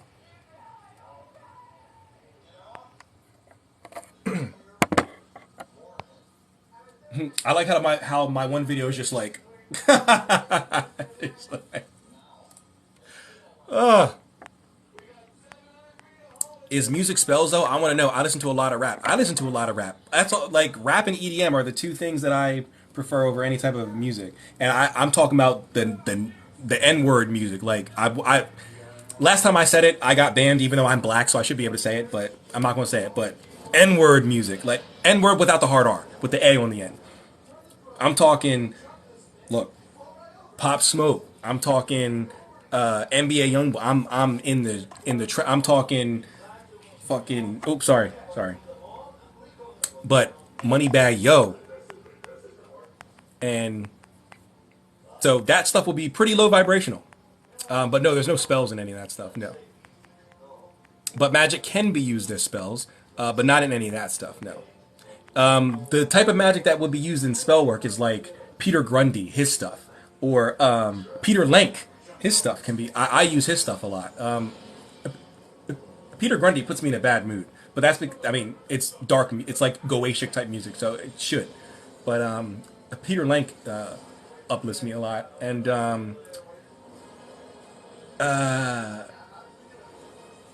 those 10-hour long videos of like 432 hertz, raise your vibration. Those are actually really good for like meditating. They're not good for like every day or anything like that. Like if you know, but like if you're going to sleep and you like to listen to music, that's good for that. Or like meditating. But it in and of itself is not spells or magic, but you can use them in magic and spells. I wish I could come live, but I need to go to a gathering with my family. Okay, no worries. But I mean, if anybody else thinks that they can learn stuff just by meditating, please feel free to come up in the box. I mean, I said earlier that I'm getting off at 3:30, but if you're up in the box, I'll keep you on as long as you need. I'll plug in my charger and let you beautiful Agrippa copies. Thank you. Yeah, this is the latest. This is Eric Purdue. So the latest, greatest that we have. Not cheap. I paid 150 for this. If you go on Amazon and you try to find this version, it's going to be between 130 to 150. So I paid a pretty penny, but you don't need to pay, of course. The three books of occult philosophy are so old that they're in the public domain. So while you won't get the Eric Purdue edition with all the annotations and the references and the translations of what Agrippa was talking about and all that, you can get it online for free. Jake Stratton Kent, excuse me, RIP to him. Joe Peterson on his Esoteric Archives has it available, so it's available there. You can get it on like sacred texts and stuff like that, bibliotech.org and all that other stuff. I'm sure hermeticism or hermetics.com has it, and all that. True, I live in Germany. That's how they speak. Yeah, why are they so angry with it? Just be friendly, guy. I'll give you all the milk you want. Just not when you're angry with me. You don't gotta. He's just almost in heißes Bus. Like, oh, all right. Do you know about Jesus Christ? I do know about Jesus Christ. I'm a hermeticist.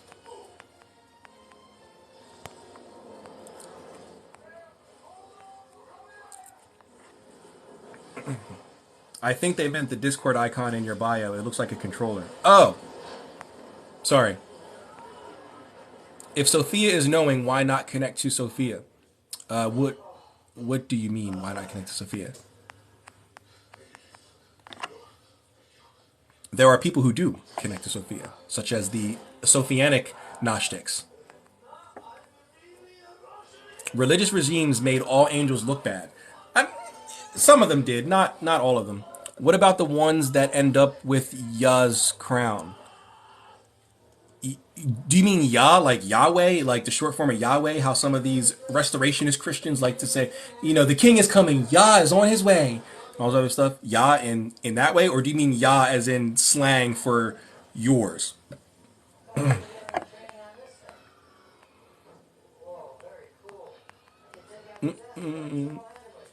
Please try and come back on.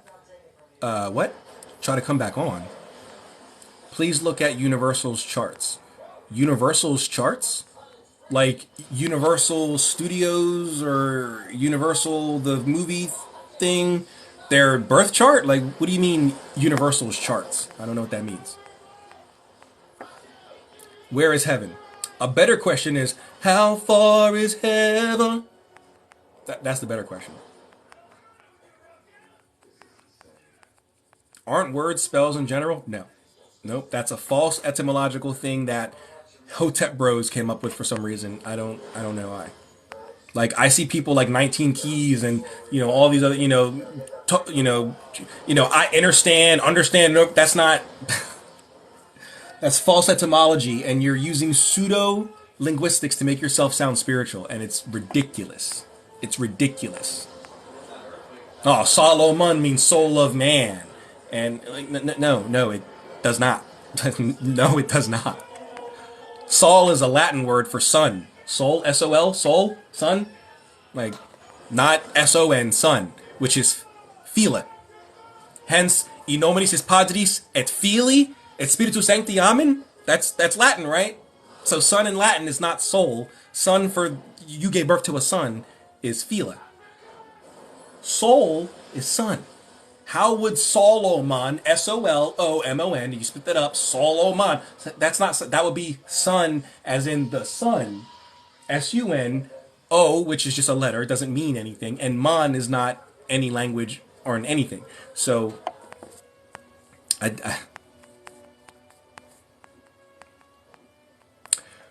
boop, boop.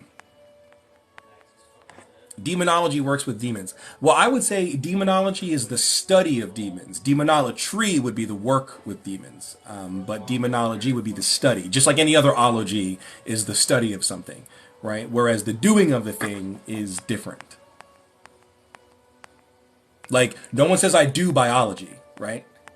You're a biologist because you do the work that you studied biology for, right? You don't do biology. You're a biologist. So when did TikTok wake you? What do you mean? When did TikTok wake me? What does that mean? Thank you, Madame Fortune. Yes, yep. You hit it before I was able to get there about the studies demons and the yep. Thank you. Pan Knox. I know who Pan is, and I know who Knox is. Are you equating them, or are you? What are you doing there? Are you comparing a? Are you equating a goddess and a god? What's going on here? All right, we got 7 minutes, guys, and I'm 53 messages behind. Oh my god. On TikTok, it's clickable on the bio. Yes, correct. Music is the frequency, and frequency is everything. TikTok tripping, how they won't let you say it. I know, but I'm not getting banned again. I got banned one time. I was on vacation, and I literally I said the N word, but I was like, them N words over there got a bigger house than us over here. And 2 minutes later, kicked off for slurs and hey, I'm like, TikTok, did you see the video? Do you see who's saying the N word? Do you see who's saying it? TikTok, like yeah, curse words are used as endearment or anything, but his brows are on fleek. Oh no, they're not. They're not. I haven't had my eyebrows done in a long time. They're shaped nice, body shape nice, body shape. Sorry, but they're not done at all. But thank you though. What do you think of numerology? I don't mind numerology. I have a whole video on it. I have 2 videos on it actually. What type of beings can be spirit guides? So we kind of went over this earlier. Okay, let's play the semantics game. Let's play the etymology game because that's what everybody wants, right? So let's play it. Let's play the game. So technically, any spirit that you learn something from is guiding you. So, but they're not your spirit guide, right? Your spirit guide, one who you don't have to initially, evoke and petition all that other stuff, the one who was assigned to you. These are angels or your ancestors or any sort of spirit that is from a tradition that you are working. So for example, if you are part of a Cyprianic thing, then Saint Cyprian could be a guide for you. Or if you're part of I don't know, some necrosophic thing, Santa Muerte could be a guide for you. Like for those of you who are regulars, you'll know that before I had this background, I had the Santa Muerte background. She's hanging over here. So if you want to see her,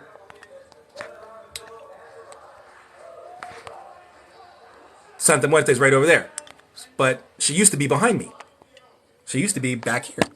So she could be a guide if you're into the necrosophic systems. But mainly, for the most part, for the average person who doesn't practice the occult, it's going to be angels or your ancestors. Is UPG not learning through meditation? Curious on your thoughts on UPG. I don't have a problem with UPG. I have many of Mark Allen Smith's books. For those who don't know, UPG is unverified personal gnosis. So something that happened to you in your practice, but has not happened to anybody. So there's no validation, there's no verification for if what you experienced is like legit or not, right? But that doesn't mean that it's not legit, right? My thing on UPG is it repeatable? Mark Allen Smith wrote books, so therefore it's with instructions. So I can do his UPG, therefore it's not UPG anymore, right? If you have a experience that's UPG, but I can't go through that experience as well, then I have a hard time believing that, right? Because that for me falls into the new age. Most of what's in the new age is not repeatable. No one in the new age can seem to teach you anything. They just go do your own research.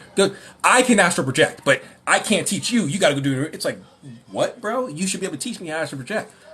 So, if your UPG is not repeatable, then now of course I do understand there are caveats. Sometimes there are cases where you may have developed relationship with the spirit, and maybe that spirit gave you information for your practice, and your practice that's valid and your practice only. So Maybe there are cases where I can't repeat whatever it is that you did. That's valid. However, in the grand scheme of things, most things within the occult should be repeatable. And if I can't repeat it, then I have a hard time believing it. So but that's just me. Everyone has their own thing. But for me, it goes back to repeatability. Can I do it too? And can we all do it too? So, all right. I got 3 minutes left, and I got 57 messages to get through. So let me scroll down. I'm sorry, I'm about to skip a lot of this, guys. I'm gonna get down to 10 because I've been on here for 3.5 hours now, and I want to go drink and eat and other things like that. Grimoire of Saint Cyprian is a great study. It is a great study. Well, which one though? There's a couple. There's a few out there from different publishers. Humberto Maggi and the Black Books of Saint Cyprian, and is it the Grimoire of Saint Cyprian? I don't know, but I'm partial to Humberto Maggi's stuff. He's the author of the demonology text I showed earlier. This one here. I like his stuff.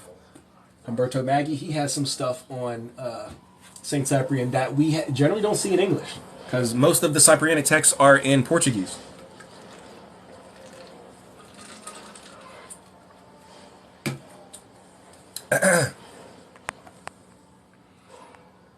If one believes they have a gift, what do you suggest they do to realize and use it? Well, what gift? What if it's like divination or something like that? I would say dive into that. Start practicing tarot and scrying and Owam and runes and all that other stuff. If it's, I don't know, I don't know, but dive into whatever that is. I love the UPG take. 100% agree, or 10 out of 10 agree. We need to move knowledge towards verification. Exactly. There's nothing wrong with UPG, right? But if we all could do, I mean, obviously not all of us have the money to publish our own beautifully bound books. But if we could all put our information out there that we learned on our own to get verification and not be so afraid of people attacking it or whatever, who cares? So what? Like, who cares if they attack it? Honestly, I prefer people attacking my videos because, a little secret, it helps on the algorithm. Right? All of the engagement that happens on this app helps the algorithm. So when people come on my videos trying to like troll or whatever, I respond because then they're going to respond, and it keeps me in the it keeps my video going, bro. It makes me more popular. I don't think people understand that. So if people disagree, at least on, I can't speak for Instagram or anything like that, but at least on this app, engagement matters. So I love it when people try to troll on here or in my, so if they, so put out your UPG, but don't do it as if it's gospel, right? Ask for, hey guys, this is what I've discovered in my practice when working with this angel or demon or elemental or whatever. What about you? Do you get the same thing too? Here's what I did. Do it. Let's find out what happens here. Then this community would be so much better if we did that. Instead of, hey guys, here's how I work with elementals, and then that's it. And then someone in the chat goes, well, this doesn't make any sense because of this, and that. And now you guys are arguing. Skip all that. Ask for the verification from the jump. So that way when people do combat you or do argue against whatever, you're already ready for it because you went into it with that mindset. Astral projection tutorial. Look up Mind Unveiled on YouTube. I will look that up. Thank you. I'm astral projecting behind you right now. What are your thoughts on spiritual soul parentage? No. We come from one parent, spiritually.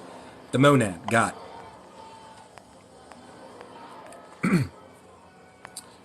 Sorry, I missed this. I love the content. Hey, Jeff James. Oh, man, Jeff. Jeff. Right now marks 3.5 hours. I've been live for 3.5 hours, Jeff. You missed a lot, brother. You missed a lot. I'm so sorry. And I'm about to get off right now, too, bro. But don't worry. I'm going to download this and put it on my YouTube. So it should be up on my YouTube tomorrow or Monday, whenever I feel around getting around to it. But yeah, this was a very, very interesting live stream. Excellent questions. What's your thoughts on Lucifer versus Ahriman? Lucifer versus Ahriman, no. The devil, Satan versus Ahriman, I think is a better thing. But I don't know. I mean, Ahriman comes from Zoroastrianism, which yes, a lot of Christianity was taken from Zoroastrianism, but it was, I mean, a lot of Christian stuff was taken from a lot of different religions. So I don't like the Lucifer Ahriman connection. I would prefer Satan Ahriman. because they're both the adversaries. They're both like, the one to sow evil in the world and destruction, all this other stuff. Whereas Lucifer's the light bearer. He's the one to, bring you out of the darkness and into enlightenment. So Jimmy Choo's in boardrooms. Do you wear your Jimmy Choo's in the boardroom? I hope so. I hope so. I prefer Ferragamo in my boardroom, but or Xenia. I'll let you get away with wearing Urban Knits Xenia, but Jimmy Choo's, Boohoo Man, maybe some YSL. Who doesn't love a nice YSL suit? Actually, the best suits are Tom Ford. Tom Ford makes the best suits. Clean lines. We like them. He got them from Calvin Klein, but clean lines. We love Tom Ford suits. Tom Ford shoes are okay, but Ferragamo makes the best shoes in my opinion. But I'll accept your Jimmy Choos. I'll accept the Jimmy Choos. Boop boop boop boop. Just kidding. Hopefully you don't take offense. I'm just joking because I like fashion too. So I know you can't tell. I'm wearing a Modelo shirt. I know you can't. You're like fashion. You got a Modelo shirt on, but you haven't seen my closet. So thank you for this live. It was very nice to listen to. Well, thank you very much for being here, Stellar Luciat. I'm gonna butcher that all up. So justice for all. Amen, brother.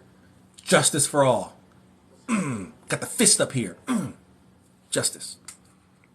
Can we see a bit of the closet? No. It's okay. Yeah. How do you say that? Lucicat? Luciat. Lucette. Stellar Lucette. I don't know. 358. I prefer 1738. I say, hey, what's up? Hello. Come on. You guys get it. Never mind. Did that joke go over your heads? I'm sorry. What about, I wake up at 10 in the morning every day and I say, Burr! Does that, no, that didn't go over. I'm a Dior girl, but none of those rhyme with boardrooms as well. I don't mind Dior. I don't think I have any Dior. I don't think I have anything Dior. No. I don't have anything Dior. No. No. Have you read the Nag Hammadi, the Apocryphon of John? I have the Nag Hammadi right on my altar. I read it every day. I got the bookmarks in what I read every day. Every morning when I wake up and I do my daily rituals, I read from the prayer of Thanksgiving every morning. But no, I've not read the Apocryphon of John, but I do have it here, the Nag Hammadi. But I'm not familiar with the Apocryphon of John. You watch anime? I do not. What are your thoughts on heaven, since not every soul gets there? There is no heaven in the way you're probably thinking. There's just back to God. I don't know how to explain that. What are your thoughts on the flow state being a form of gnosis? No. I would say the flow state allows for the flow of gnosis. Does that make sense? Like being in the flow state is being in an altered state of consciousness, but we can't be in that 24/7, right? We have to go to work. We got to cook and eat and take a shit and we got to take showers, and we can't do that in an altered state of consciousness, or at least properly. I mean, sure, you could smoke some crack and then go try to take a shower, but I never smoked crack, so I don't know, how that's going to work out for you. But usually, you're only able to be in such a state for a short amount of time. So while you're in that state, you are open to receiving gnosis, but I would not say that is gnosis. I studied esoteric and occult.